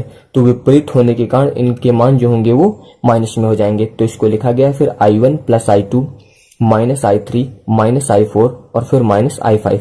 इन सभी का बीजगणितीय योग जो होगा वो शून्य के बराबर हो जाएगा। इतना हो जाएगा। तो किरचॉफ के नियम से हम लोग ये भी लिख सकते थे कि यहाँ पे सिग्मा I बराबर 0। सिग्मा का मतलब होता है धाराओं का बीजगणितीय योग, सिग्मा I लिखा गया है। तो सिग्मा का मतलब होता है बीजगणितीय योग। तो सभी धाराओं का बीजगणितीय योग जो होता है वो शून्य होता है किसी भी संधि पर मिलने वाली। तो जो भी संधि पर धाराएं मिलती हैं इन सभी का योग जो होता है शून्य होता है। तो इसके हिसाब से हम लोग यहाँ पे लिखेंगे तो ये I1 प्लस I2, बाकी ये तीनों धाराएं माइनस में हैं, इनको जब दाएं तरफ ले जाएंगे तो इनके मान जो होंगे वो प्लस में हो जाएंगे। इसके बाद यहाँ पर ये नोट पॉइंट दिए गए हैं कुछ। इसमें पहला दिया गया कि संधि की ओर आने वाली धाराओं को धनात्मक तथा संधि से दूर जाने वाली धाराओं को ऋणात्मक चिन्ह देते हैं, जैसा कि यहाँ पर प्रयोग किया गया है। यानी कि जो धाराएं संधि की ओर प्रवाहित होती हैं, संधि यानी कि A से O की ओर आ रही हैं, तो जो धाराएं संधि की ओर जाती हैं उनके मान जो होते हैं वो हमेशा धनात्मक होते हैं, और जो धाराएं संधि से दूर जाती हैं उनके मान सदैव ऋणात्मक ले जाते हैं। इसके बाद फिर यह नियम आवेश संरक्षण नियम पर आधारित होता है, यानी कि जो किरचॉफ का प्रथम नियम होता है वो आवेश संरक्षण के नियम पर आधारित होता है। इसके बाद द्वितीय नियम या फिर इसे बोलते हैं लूप नियम या फिर इसी को हम लोग बोलते हैं पास नियम। तो ये याद रखना, किरचॉफ के द्वितीय नियम को लूप नियम या फिर पास नियम बोलते हैं। तो ये नियम होता है कि किसी वैद्युत परिपथ के प्रत्येक बंद पास आपको इसके पहले वीडियो में बताया था हमने। तो यहाँ पर बंद पास का प्रयोग हुआ है। तो बताया जा रहा है कि किसी वैद्युत परिपथ के प्रत्येक बंद पास के विभिन्न खंडों में प्रवाहित धाराओं एवं उनके संगत प्रतिरोधों के गुणनफलों का बीजगणितीय योग उस बंद पास में कार्य करने वाले समस्त विद्युत वाहक बलों के बीजगणितीय योग के बराबर होता है। तो इसे अब आप लोग चित्र की सहायता से समझ लीजिए तो आसानी से समझ में आ जाएगा। तो यहाँ पर ध्यान दीजिए, ये एक परिपथ बना दिया हमने। इस परिपथ में लिखा गया है A, B, C, D और इधर दिया गया है E, F। तो इसमें ध्यान दीजिए, आपको बंद पास बताया गया। तो बंद पास के लिए हमने बताया था, जैसे इसमें लिखेंगे आप A, B, C, D। तो ये अभी बंद पास नहीं हुआ है। बंद पास जिस बिंदु से शुरू करते हैं उसी बिंदु पे समाप्त होता है, यानी कि आप बोलेंगे A, B, C, D, A। तो इसको बोलेंगे फिर बंद पास। तो इसमें बताया गया है कि किसी भी वैद्युत परिपथ के प्रत्येक बंद पाश, तो इसमें दो बंद पाश बन रहे हैं, एक है आपका A B C D A और दूसरा बंद पाश है B E F C B. तो यहाँ पर दो बंद पाश बने हैं। तो इसमें बताया गया था कि प्रत्येक बंद पाश के विभिन्न खंडों में प्रवाहित धाराओं और उनके संगत प्रतिरोध हो। तो धारा आपकी पहली ये है और प्रतिरोध उसके संगत दिया गया है R1, दूसरी धारा ये है और उसके संगत प्रतिरोध दिया गया है R2। तो संगत प्रतिरोधों के गुणनफलों यानी कि उनकी धाराओं और प्रतिरोधों का जो गुणनफल होता है, गुणनफलों का बीजगणितीय योग, वो उस बंद पाश में कार्य करने वाले विद्युत वाहक बल, जैसे यहाँ पर विद्युत वाहक बल है E1 और यहाँ पर विद्युत वाहक बल है E2, तो उनके विद्युत वाहक बलों के योग के बराबर होता है। तो आप इस नियम को लिख सकते हैं फिर कि सिग्मा I इंटू आर बराबर सिग्मा E। सिग्मा का मतलब भी आपको बताया गया कि बीजगणितीय योग।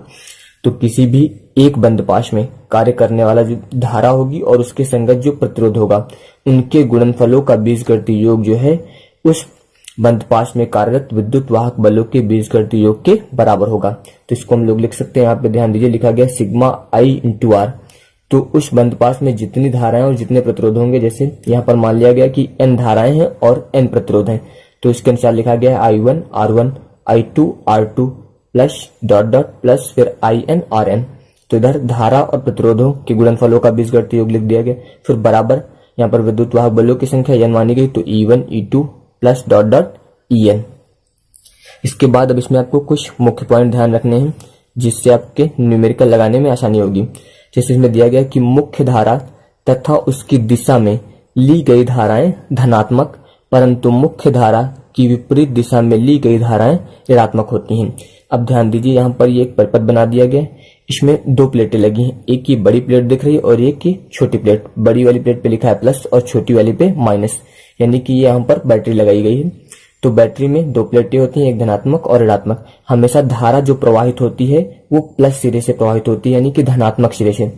तो अगर धारा प्लस सिरे से प्रवाहित होगी तो वो आगे की ओर जाएगी। तो अगर कोई धारा वो धन सिरे से प्रवाहित होकर जा रही है तो उसको बोलते हैं फिर मुख्य धारा की दिशा में प्रवाहित होने वाली धारा। जिस दिशा में आपकी मुख्य धारा है उसी दिशा में धारा प्रवाहित हो रही है, तो उस समय धारा का मान धनात्मक होगा और जो विद्युत वाहक बल होगा उसका मान भी धनात्मक होगा। लेकिन जैसे दूसरे परिपथ में दिखाया गया है, यहाँ पर ध्यान दीजिए प्लस सिरा दिया है तो धारा आपके धनात्मक सिरे से प्रवाहित होती है, लेकिन यहाँ पर जो धारा का मान दिखाया गया वो विपरीत दिशा से प्रवाहित हो रहा है।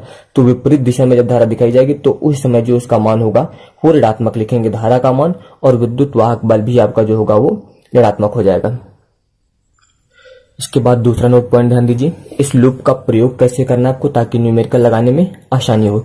तो ध्यान दीजिए, अभी मैंने आपको बताया था इस परिपथ में जैसे पहला बंद पास दिया गया आपका A B C D A, तो यहाँ पे लिखा गया है बंद पास A B C D A में लूप नियम से, यानी कि किरचॉफ के द्वितीय नियम से। तो इसमें बताया गया था कि प्रत्येक बंद पास के प्रत्येक खंड में प्रवाहित धारा और उसके संगत प्रतिरोध।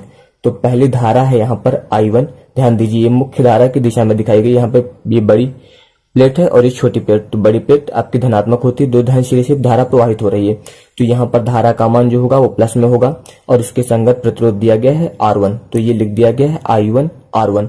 अब इसमें ध्यान दीजिए बंद पास लिखा गया था आपका A B C D A, तो A से B और फिर B से जब C जाएंगे तो ध्यान दीजिए यहाँ पे धारा की दिशा विपरीत हो जाएगी, धारा प्लस से प्रवाहित होगी लेकिन ये मुख्य धारा की विपरीत दिशा में दिख रही है। तो विपरीत दिशा में आने के कारण यहाँ पे I2 का मान जो लिखेंगे वो माइनस में लिखेंगे, इसके संगत प्रतिरोध हो जाएगा आपका R2। तो ये हो गया फिर I2 R2, फिर बराबर यहाँ पर लिखेंगे पहला विद्युत वाहक बल था E1, ये मुख्य धारा की दिशा इसमें प्रवाहित हो रही थी सही, तो ये प्लस में लिखा गया है, और दूसरे में विपरीत दिशा में धारा प्रवाहित हो रही है तो यहाँ पे विद्युत वाहक बल का मान हो जाएगा -E2। तो इस प्रकार एक समीकरण आपका बन जाएगा। इसके बाद ये दूसरा बंद पाश लिया गया है, तो दूसरे बंद पाश में B E F C B। अब इसमें ध्यान दीजिए यहाँ पे पहली बैटरी से धारा I1 और दूसरी बैटरी से धारा I2 प्रवाहित हो रही है, तो जब यहाँ पे धाराएं दोनों मिलकर आगे आएंगी तो आगे बन जाएंगी I1 प्लस I2, दोनों धाराओं का योग हो जाएगा। तो यहाँ पे लिखा गया है फिर बंद पास B E F C B में, तो इसमें जब आएंगे आगे तो यहाँ से ध्यान दीजिए B E F C, तो ये धारा तो मुख्य धारा की दिशा में हो जाएगी, तो यहाँ पे लिखा गया फिर I2 और इसके संगत प्रतिरोध हो गया R2। फिर जब B E F जाएंगे तो ये भी धारा ध्यान दीजिए ये भी मुख्य धारा की दिशा में ही है, विपरीत नहीं है, तो इसको लिखा गया है फिर I1 R2 और इसके संगत प्रतिरोध हो गया है R3। अब की बात इस बंद पाश में विद्युत वाहक बल दिया गया है केवल E2, तो यहाँ पे लिख देंगे फिर बराबर में E2। ये समीकरण बना दिया कि 2। तो इस प्रकार आप इन नियमों का प्रयोग करके न्यूमेरिकल को आसानी से हल कर सकते हैं। तो ये आप लोग ध्यान से पढ़ लीजिएगा। इसके बाद है व्हीटस्टोन सेतु। आज इस वीडियो में जितने भी टॉपिक बताए जा रहे हैं वो पेपर की दृष्टि से बहुत ही महत्वपूर्ण भी है। तो इसमें है व्हीटस्टोन सेतु, यानी कि व्हीटस्टोन सेतु क्या होता है। तो व्हीटस्टोन सेतु के द्वारा प्रयोग करने के लिए हम लोगों को कई चीजों की आवश्यकता होती है। तो पहले इसमें ध्यान दीजिए, लिखा गया कि इस प्रयोग द्वारा 3 ज्ञात प्रतिरोध वाले तारों की सहायता से चौथे अज्ञात प्रतिरोध का निर्धारण किया जाता है। यानी कि इसमें 4 तारों का प्रयोग करना है आपको, जिसमें से 3 तारों के प्रतिरोध आपको ज्ञात होंगे और चौथे तार का प्रतिरोध जो है वो ज्ञात करना रहता है। तो इसमें आप 3 ज्ञात प्रतिरोधों की सहायता से चौथे अज्ञात प्रतिरोध का निर्धारण कर सकते हैं। इसके बाद परिपथ व्यवस्था, यानी कि व्हीटस्टोन तैयार करने की परिपथ व्यवस्था क्या है। तो इसमें ध्यान दीजिए, पूरा इसका परिपथ तैयार किया गया है। तो इसमें पहले 4 तार लिए गए हैं। पहला तार है आपका AB, दूसरा है BC, फिर तीसरा है AD और फिर चौथा है DC। इन चारों तारों के प्रतिरोध हैं P, Q, R और S। यहाँ पर ये शेल लगा है, बैटरी लगी, इसमें बड़ी वाली प्लेट पर प्लस और छोटी वाली पे माइनस। तो अभी बताया गया था धारा जो प्रवाहित होती है वो हमेशा प्लस सिरे से प्रवाहित होगी। तो प्लस सिरे से धारा प्रवाहित होकर बिंदु A पर पहुंचेगी तो यहाँ पर 2 भागों में विभक्त हो जाएगी, I1 और I2। I1 भाग P प्रतिरोध में और I2 भाग R प्रतिरोध में प्रवाहित होगा। तो यहाँ पर ये I1 वाला भाग जो है आगे प्रवाहित हो जाएगा और इधर I2 प्रवाहित हो जाएगा, फिर ये दोनों आगे मिल जाएंगे। तो ये यहाँ पर इस परिपथ में बीच में यहाँ पर एक गैल्वेनोमीटर और एक कुंजी K2 लगाई गई है और यहाँ पर एक विकर्ण, जो ये विकर्ण इस तरफ वाला हम लोग मानेंगे विकर्ण AC और ये वाला विकर्ण BD। तो यहाँ पर विकर्ण AC की दिशा में जो कुंजी लगाई गई है वो K1 लगाई गई। तो इसमें सबसे पहले लिखा गया कि चित्र की भांति 4 प्रतिरोधक तारों AB, BC, AD, DC को एक समांतर चतुर्भुज की भुजाओं के रूप में व्यवस्थित किया गया है। यानी कि ये जो चारों तार दिए गए हैं इनको समांतर चतुर्भुज की भुजाओं के रूप में व्यवस्थित कर दिया गया है, जिनके प्रतिरोध क्रमशः P, Q, R तथा S हैं। इनके प्रतिरोध जो है क्रमशः P, Q, R और S हैं, जिनमें से P, Q तथा R ज्ञात हैं। यानी कि इसमें से आपको P, Q और R जो है वो ज्ञात हैं एवं S जो है अज्ञात है। तो यहाँ पर हम लोगों को चौथे प्रतिरोध S का जो है वो निर्धारण करना है। इसके बाद लिखा गया है फिर विकर्ण AC में एक लेक्लांश शेल, यानी कि जो ये आपका इधर वाला विकर्ण दिया गया है AC, इसमें ये एक लेक्लांश शेल प्रयोग किया गया तथा एक कुंजी K1 लगाई गई है। जबकि विकर्ण BD में एक गैल्वेनोमीटर, ये गैल्वेनोमीटर लगाया गया है कैपिटल G तथा एक धारा मापी कुंजी K2 लगाई गई है। यहाँ पर धारा मापी कुंजी K2 लगाई गई है। इसके बाद प्रयोग विधि, यानी कि इस व्हीटस्टोन सेतु का प्रयोग कैसे करना है। तो इसमें सबसे पहले यानी कि सर्वप्रथम सेल कुंजी K1 तत्पश्चात धारा मापी कुंजी K2 दबाते हैं।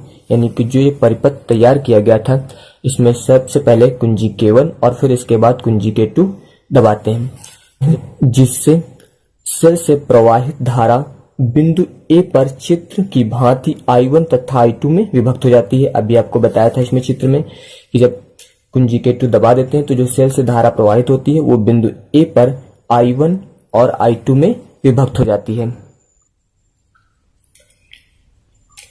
चारों प्रतिरोधक तारों को इस प्रकार व्यवस्थित किया जाता है कि गैल्वेनोमीटर में कोई विक्षेप ना हो। यानी कि चारों तारों को आपको इस प्रकार व्यवस्थित करना है कि जो गैल्वेनोमीटर दिया गया उसमें कोई भी विक्षेप उत्पन्न ना हो।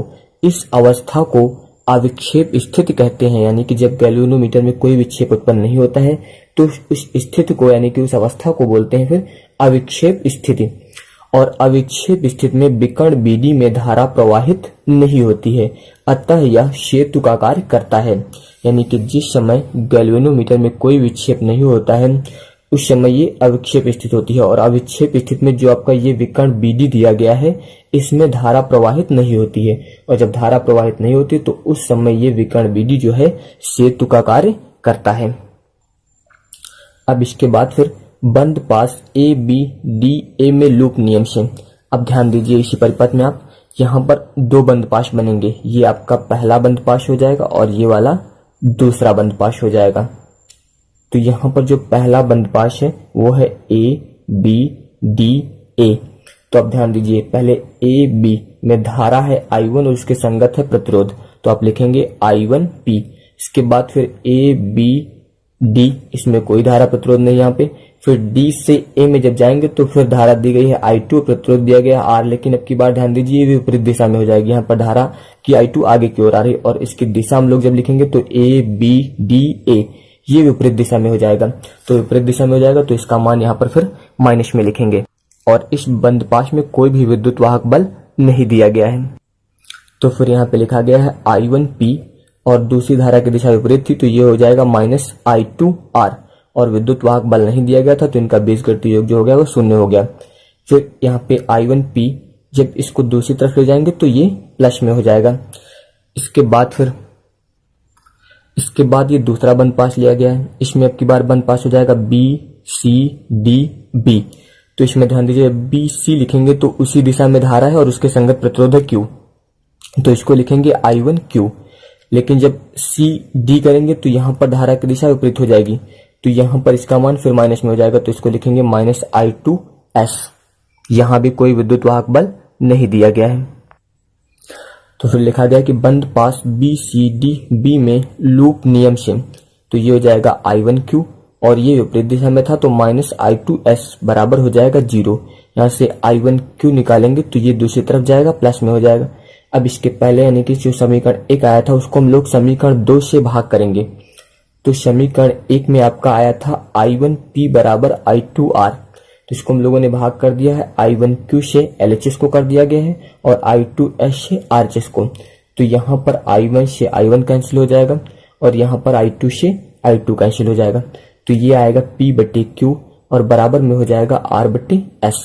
अब अगर हम लोग यहाँ से यश का मान निकालेंगे तो यश आपका इस तरफ आ जाएगा, तो यहाँ पे लिख दिया गया यश और P बटे Q पलट के इधर आएगा तो ये हो जाएगा फिर Q बटे P और इंटू में हो जाएगा R।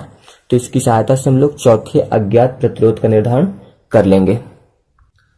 इसके बाद कुछ मुख्य बिंदु दिए गए हैं, जिसमें पहला है कि अविक्षेप स्थिति में विकर्ण AC तथा BD को परस्पर बदल दिया जाए तो सेतु की अविक्षेप स्थिति पर कोई प्रभाव नहीं पड़ता है। यानी कि अभी आपको बताया गया था कि जिस समय गैल्वेनोमीटर में धारा प्रवाहित नहीं होती है उस समय उसमें कोई विक्षेप उत्पन्न नहीं होता है, तो उस स्थिति को हम लोग बोलते हैं अविक्षेप स्थिति। तो अविक्षेप स्थिति में अगर विकर्ण AC और BD दोनों को आपस में बदल दिया जाए तो फिर अविक्षेप स्थिति पर कोई प्रभाव नहीं पड़ता है। इसके बाद दूसरा दिया गया कि चारों प्रतिरोधक तारों के प्रतिरोध एक ही कोटि के होने चाहिए, यानी कि जो तार प्रयोग किए गए हैं उन चारों तारों के प्रतिरोध जो हैं वो एक ही कोटि के होने चाहिए। इसके बाद अगला दिया गया जिन भुजाओं में समान धाराएं प्रवाहित होती हैं, समान धाराएं जैसा कि भी आपको चित्र में दिखाया गया। तो यहाँ पर ध्यान दीजिए तार AB और BC, इसमें धारा I1, तो इनमें जो धारा प्रवाहित हो रही है वो समान धारा, और इधर आपका कि तार AD और DC, इसमें समान धारा I2 प्रवाहित हो रही। तो जिनमें समान धाराएं प्रवाहित होती हैं उन भुजाओं को बोलते हैं अनुपातिक भुजाएं, यानी कि यहाँ पर तार AB और BC इनकी भुजाओं में जो है वो अनुपात होगा। इसके बाद फिर चौथा दिया गया है कि अविक्षेप स्थिति में विकर्ण BD में धारा न प्रवाहित होने के कारण इसमें लगा हुआ प्रतिरोध प्रभावहीन हो जाता है। यानी कि जो विकर्ण BD था उसमें जिस समय धारा प्रवाहित नहीं होती है तो उसमें अगर प्रतिरोध लगा दिया जाए तो उस पर कोई प्रभाव नहीं होगा, इसलिए उसमें लगा हुआ प्रतिरोध जो होता है वो प्रभावहीन हो जाता है। टॉपिक है मीटर सेतु।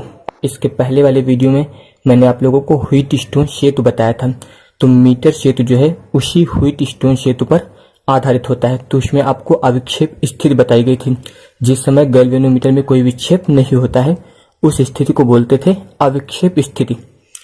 तो यहाँ पर है मीटर सेतु, यानी कि मीटर सेतु क्या होता है, तो अविक्षेप स्थिति पर आधारित वह उपकरण जिसकी सहायता से अज्ञात प्रतिरोध का निर्धारण किया जाता है, ऐसे उपकरण को मीटर सेतु कहते हैं।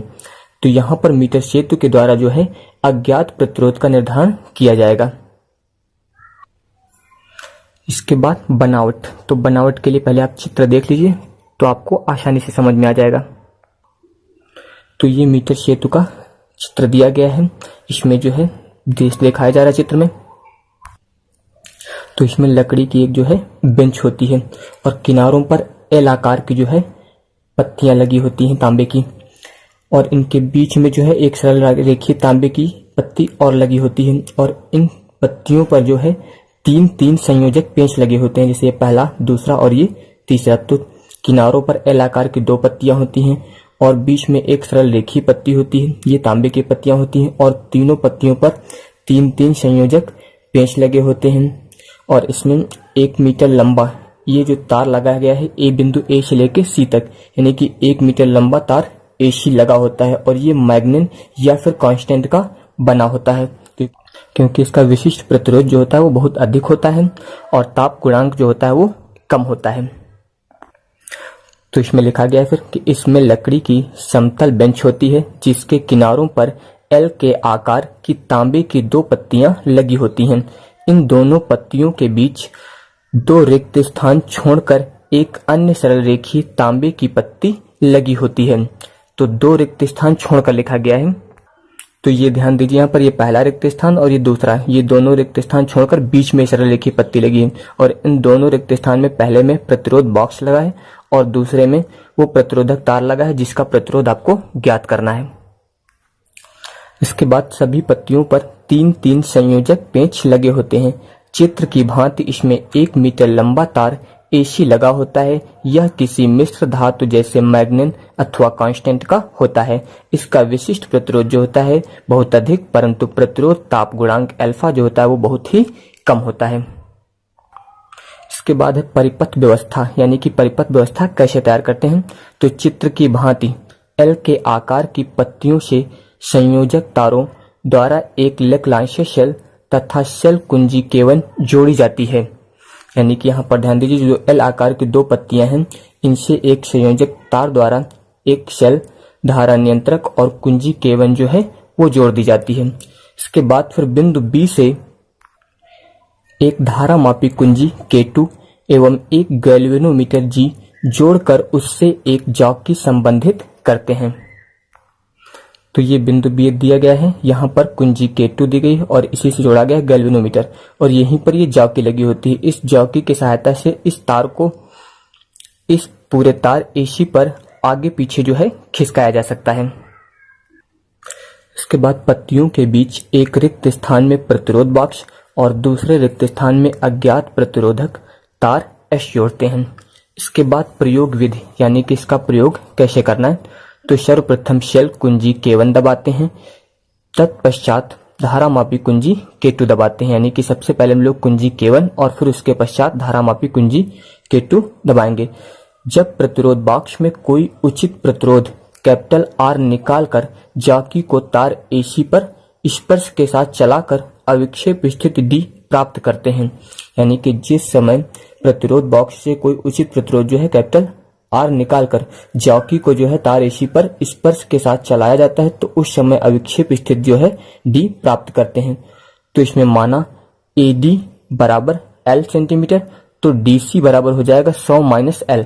अब ये कैसे लिखा गया ये ध्यान दीजिए, यहाँ पर ये तो माना गया है कि माना AD बराबर L।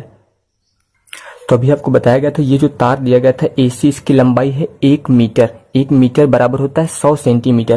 तो इसमें से A से लेकर D तक के भाग की लंबाई मान ली गई है स्मॉल l। तो जो शेष भाग बचेगा उसको आप 100 से L जब घटाएंगे तो वो प्राप्त हो जाएगा। तो वही लिखा गया कि AD बराबर स्मॉल l, तो DC बराबर हो जाएगा 100 माइनस L। इसके बाद यदि AD तथा DC भाग के प्रतिरोध क्रमशः P तथा Q है, यानी कि जो तो AD भाग का प्रतिरोध इसमें P और DC भाग का प्रतिरोध जो है वो Q होगा। तो नियम होता है कि प्रतिरोध प्रोपोर्शनल टू लंबाई, यानी कि प्रतिरोध जो होता है वो लंबाई पर निर्भर करता है। अगर लंबाई अधिक होगी तो प्रतिरोध अधिक होगा और लंबाई कम होगी तो प्रतिरोध कम होगा। तो इनमें अनुपात होता है। तो प्रतिरोध लिखा गया है, यानी कि AD भाग का प्रतिरोध P और DC भाग का प्रतिरोध Q, तो P बटे Q। तो राइट साइड में फिर AD भाग की लंबाई स्मॉल l और DC भाग की लंबाई हो जाएगी 100 माइनस L। इसको मान लेंगे समीकरण 1। इसके बाद अविक्षेप स्थिति में व्हीटस्टोन सेतु के सिद्धांत से, तो इसका नियम बताया था इसके पहले वाले वीडियो में, सूत्र आया था P/Q बराबर R/S। ये हो जाएगा समीकरण नंबर 2। दोनों समीकरणों का LHS बराबर है, तो समीकरण 1 तथा 2 से दोनों का RHS भी बराबर हो जाएगा। तो इसको लिखेंगे R/S बराबर स्मॉल l/100 - l। यहाँ से हम लोग अज्ञात प्रतिरोध कैपिटल S का मान ज्ञात करेंगे। तो जब S का मान ज्ञात करेंगे तो 100 - l और l ये पलट के इधर आएगा, तो ये बनेगा फिर S बराबर 100 - l/l और इनटू में हो जाएगा R। तो ये अज्ञात प्रतिरोध ज्ञात करने का सूत्र हो जाएगा। इसके बाद इसमें कुछ मुख्य बिंदु दिए गए हैं। पहला कि मीटर क्षेत्र में अविक्षेप स्थिति लगभग तार के मध्य 40 सेंटीमीटर से 60 सेंटीमीटर में लेनी चाहिए, जिससे कि दोनों भागों के प्रतिरोध समान रहें। यानी कि जो मीटर क्षेत्र में तार प्रयोग किया गया था उसकी लंबाई थी 100 सेंटीमीटर, तो उसमें जो अविक्षेप स्थिति लेनी है वो हमेशा 40 सेंटीमीटर से 60 सेंटीमीटर के बीच ही लेनी है, ताकि दोनों भागों के प्रतिरोध जो रहें वो समान रहें। इसके बाद दूसरा है कि जॉकी को तार AC पर दबाकर नहीं चलाना चाहिए, अन्यथा अनुप्रस्थ परिच्छेद का क्षेत्रफल जो है वो बदल जाएगा। इसके बाद विभवमापी, यानी कि विभवमापी किसे कहते हैं, तो वह उपकरण जिसकी सहायता से अविक्षेप विधि द्वारा किसी सेल का विद्युत वाहक बल को बताया था शॉर्ट में EMF लिखते हैं, तो विद्युत वाहक बल अथवा वैद्युत परिपथ के किन्हीं दो बिंदुओं के बीच का विभवांतर यथार्थता पूर्वक मापा जा सकता है, ऐसे उपकरण को विभवमापी कहते हैं। यानी कि विभवमापी के द्वारा हम लोग सेल का विद्युत वाहक बल और वैद्युत परिपथ में दो बिंदुओं के बीच विभवांतर को माप सकते हैं। इसके बाद बनावट, यानी कि इसका बनावट कैसी होती है, तो इसमें लकड़ी की 1 मीटर लंबी एक बेंच होती है। जैसे भी मीटर क्षेत्र में 1 मीटर लंबी बेंच ली गई थी, उसमें भी 1 मीटर लंबी बेंच होती है। इस बेंच के किनारों पर तांबे की पत्तियां लगी होती हैं। इन पत्तियों से मैग्नन अथवा कांस्टेंटन का 4 मीटर से लेकर 12 मीटर लंबा तार लगाया जाता है। यह तार 1-1 मीटर के खंडों में व्यवस्थित रहता है। तो ये विभवमापी का फिगर हो जाएगा। इसमें भी 1 मीटर लंबी बेंच होती है और इसमें 4 मीटर से लेकर 12 मीटर लंबा तार प्रयोग करते हैं, जिसको 1-1 मीटर के, यानी कि ये यहाँ पर 1-1 मीटर के भाग बनाए जाते हैं, तो इसको 1-1 मीटर के खंडों में विभक्त कर दिया जाता है। इसके बाद विभवमापी का सिद्धांत, यानी कि किस सिद्धांत पर कार्य करता है, तो इसमें मुख्यतः 1 मीटर लंबा व एक समान व्यास का धातु का प्रतिरोधक तार AB होता है। ये धातु का एक तार दिया गया है AB। इसका एक सिरा कैपिटल A एक संचालक बैटरी के धन ध्रुव से जुड़ा होता है। यानी कि इसका जो A सिरा है वो बैटरी के धन ध्रुव से जुड़ा रहता है और ऋण ध्रुव से एक कुंजी के तथा धारा नियंत्रक RH के द्वारा तार के दूसरे सिरे B से जोड़ दिया जाता है। यानी कि जो तार का ये दूसरा सिरा B है, इसको एक धारा नियंत्रक RH कुंजी के और बैटरी के ऋण ध्रुव से जोड़ दिया जाता है। धारा नियंत्रक के द्वारा तार AB में धारा को घटाया अथवा बढ़ाया जा सकता है। यानी कि जो धारा नियंत्रक लगाते हैं उसके द्वारा जो ये तार AB दिया गया है उसमें धारा को घटाया और बढ़ाया जा सकता है। और यहाँ पर ये एक कैपिटल E शेल लगा है, यानी कि जिसका विद्युत वाहक बल ज्ञात करना है, तो इसके भी धन ध्रुव को जो है सिरे A से जोड़ दिया जाता है और ऋण ध्रुव से जो है एक गैल्वेनोमीटर जुड़ा रहता है और जॉकी भी संबंधित रहती है। तो E एक सेल है जिसका वैद्युत वाहक बल मापना है। इसका धन ध्रुव तार A के सिरे से जुड़ा होता है तथा ऋण ध्रुव एक धारा मापी कैपिटल G के द्वारा जॉकी कैपिटल J से जुड़ा होता है, जो तार पर खिसका कर कहीं भी स्पर्श कराया जा सकता है। बैटरी से वैद्युत धारा तार के सिरे A से B की ओर बहती है, अतः A से B की ओर तार के प्रत्येक बिंदु पर वैद्युत विभव गिरता जाता है। तार की प्रति एकांक लंबाई में विभव पतन को विभव प्रवणता कहते हैं। इसे कैपिटल K से प्रदर्शित करते हैं। इसके बाद है सुग्राह्यता। पहले ये समझ लेते हैं कि सुग्राह्यता है क्या। तो कोई भी यंत्र जितनी सूक्ष्मतम राशि को यथार्थता पूर्वक माप सकता है उसे उस मापक यंत्र की सुग्राह्यता अथवा सूक्ष्मग्राह्यता कहते हैं। यानी कि कोई भी मापक यंत्र जिसके द्वारा हम जितनी सूक्ष्मतम राशि को माप सकते हैं वह उसकी सुग्राह्यता अथवा सूक्ष्मग्राह्यता कहलाती है। यानी कि जो मापक यंत्र जितना सूक्ष्मतम मापेगा वह उतना ही ज्यादा सुग्राही होगा। तो वही विभवमापी श्रेष्ठ होता है जिसकी सुग्राह्यता अधिकतम होती है। यानी कि जिस विभवमापी की सुग्राह्यता अधिक होती है वो श्रेष्ठ होता है। और सूत्र होता है कि सुग्राह्यता प्रोपोर्शनल टू 1 बटे विभव प्रवणता। यानी कि सुग्राह्यता जो है वो विभव प्रवणता के व्युत्क्रमानुपाती होती है। तो इसके अनुसार अगर विभव प्रवणता का मान अधिक हुआ तो सुग्राह्यता जो है वो कम होगी, और अगर विभव प्रवणता का मान जो है वो कम हो गया तो फिर सुग्राह्यता जो है वो अधिक हो जाएगी। तो इससे स्पष्ट है कि सुग्राह्यता अधिक होने के लिए विभव प्रवणता कम होनी चाहिए। यानी कि सुग्राह्यता तभी अधिक होगी जब विभव प्रवणता का मान कम होगा। और इसके अलावा सूत्र होता है विभव प्रवणता प्रोपोर्शनल टू कैपिटल ई बटे एल। यहाँ पर कैपिटल ई विद्युत वाहक बल है और एल जो है लंबाई है तार की। तो यहाँ पर जो विभव प्रवणता है वो तार की लंबाई के व्युत्क्रमानुपाती है। तो इससे स्पष्ट है कि अगर तार की लंबाई अधिक होगी तो विभव प्रवणता जो है वो कम हो जाएगी, और अगर तार की लंबाई कम होगी तो विभव प्रवणता जो है अधिक हो जाएगी। तो विभव प्रवणता कम होने के लिए अधिक लंबा तार प्रयोग करना चाहिए। यानी कि जब तार लंबा होगा तो विभव प्रवणता का मान कम हो जाएगा, और जब विभव प्रवणता का मान कम हो जाएगा तो इसकी सुग्राह्यता बढ़ जाएगी। तो इसमें क्वेश्चन दिया गया कि विशिष्ट चालकता पर ताप का क्या प्रभाव पड़ता है। तो इसके पहले वाले जो वीडियो बताया गया थ्योरी में उसमें आपको ये बताया गया था कि विशिष्ट चालकता किसे कहते हैं। अब आपको इसमें ये बताना है कि विशिष्ट चालकता पर ताप का क्या प्रभाव पड़ता है।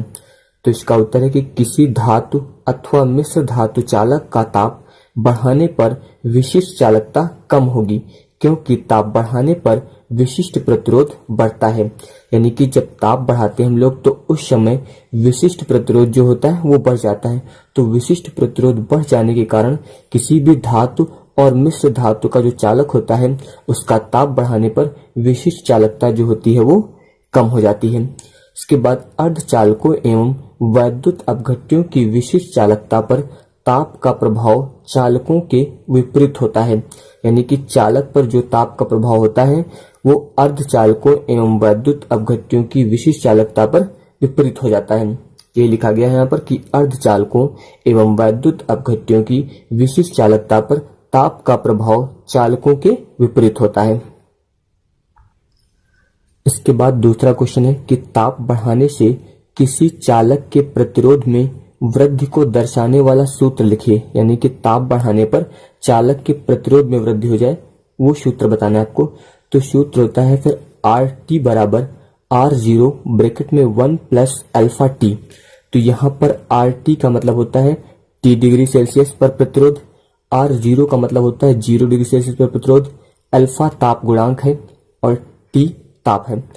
तो यहाँ पर ये लिखा गया है इस सूत्र का प्रयोग करके कि RT प्रोपोर्शनल टू T, यानी कि जो प्रतिरोध है T डिग्री सेल्सियस पर वो ताप पर निर्भर है। अगर ताप का मान बढ़ाएंगे तो प्रतिरोध बढ़ेगा और अगर ताप का मान घटाएंगे तो प्रतिरोध घटेगा।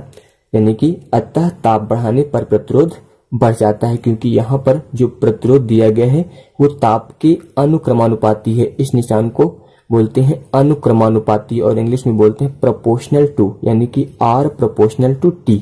तो प्रतिरोध जो है वो ताप के अनुक्रमानुपाती है, यानी कि ताप पर निर्भर है। अगर आप ताप का मान बढ़ाओगे तो प्रतिरोध का मान बढ़ जाएगा और अगर आप ताप का मान घटाओगे तो प्रतिरोध का मान घट जाएगा। तो यहाँ पर ये कहा गया था कि प्रतिरोध में वृद्धि को दर्शाने वाला सूत्र, तो आपको ताप बढ़ाना है, इसीलिए लिखाया गया है यहाँ पर कि जब ताप बढ़ाएंगे तो प्रतिरोध का मान बढ़ जाता है। इसके बाद क्वेश्चन नंबर 3 दिया गया है कि किसी चालक के मुक्त इलेक्ट्रॉनों के श्रांतिकाल पर ताप के प्रभाव की व्याख्या कीजिए। इसके पहले वाले वीडियो में आपको श्रांतिकाल बताया गया था। अब यहाँ पर आपको बताना है कि मुक्त इलेक्ट्रॉनों के श्रांतिकाल पर ताप के प्रभाव की व्याख्या। तो इसका उत्तर है कि जब किसी चालक का ताप बढ़ाया जाता है तो उसके मुक्त इलेक्ट्रॉनों का अनुगमन वेग बढ़ जाता है, जिसके कारण श्रांतिकाल जो होता है वो घट जाता है। तो किसी भी चालक का जब हम लोग ताप बढ़ाते हैं तो ताप बढ़ाने पर मुक्त इलेक्ट्रॉन जो होते हैं उसमें उनका अनुगमन वेग बढ़ जाता है और अनुगमन वेग बढ़ जाने के कारण श्रांति काल जो होता है वो घट जाता है। इसके बाद है ताप गुणांक, यानी कि ताप गुणांक किसे कहते हैं? तो ताप गुणांक को लिखते हैं अल्फा से। इसका सूत्र होता है अल्फा बराबर R T minus R zero और बट्टे में होता है आर जीरो इंटू टी और मात्रक होता है प्रति डिग्री सेल्सियस। तो यहाँ पर हम लोगों को ताप गुणांक की परिभाषा बतानी है, तो परिभाषा इसी सूत्र का प्रयोग करके बनाना है। तो ध्यान दीजिए यहाँ पे लिखा गया है आर टी, इसको मान लिया गया है 1 ओम, सॉरी यहाँ पे आर जीरो दिया गया है, आर जीरो बराबर माना गया है 1 ओम, यानी कि जो 0 डिग्री सेल्सियस प्रतिरोध है उसका मान हो जाएगा 1 ओम। फिर ताप दिया गया है 1 डिग्री सेल्सियस, तो जब इसका मान 1 मान लेंगे और ताप का मान 1 मान लिया जाएगा, तो यहाँ पर फिर लिखा गया है अल्फा बराबर R T minus R zero, क्योंकि आर जीरो का मान 1 ओम लिख दिया गया है और टी का मान 1 डिग्री सेल्सियस। तो जब इन दोनों के मान 1 रख दिए गए तो फिर ये आ गया अल्फा बराबर R T minus R zero. तो यहाँ पर जो ये R T minus R zero है ये होता है प्रतिरोध में वृद्धि। इसका मतलब अगर प्रतिरोध में वृद्धि लिखना है तो इसको लिखूंगे आप R T minus R zero. तो इसका प्रयोग करके हम लोग जब परिभाषा बनाएंगे तो ध्यान दीजिए यहाँ पर 0 डिग्री सेल्सियस प्रतिरोध 1 ओम, ताप है 1 डिग्री सेल्सियस, तो अल्फा का मान जो हो गया है वो प्रतिरोध में वृद्धि के बराबर हो गया। तो परिभाषा बनाएंगे कि यदि किसी तार का 0 डिग्री सेल्सियस पर प्रतिरोध 1 ओम, ये बताया गया है कि किसी तार का 0 डिग्री सेल्सियस पर प्रतिरोध 1 ओम हो तो उस तार का ताप 1 डिग्री सेल्सियस बढ़ाने पर उसके प्रतिरोध में होने वाली वृद्धि उस तार के पदार्थ के प्रतिरोध के ताप गुणांक के बराबर होगी। यानी कि अगर किसी भी तार का 0 डिग्री सेल्सियस प्रतिरोध 1 ओम हो और उस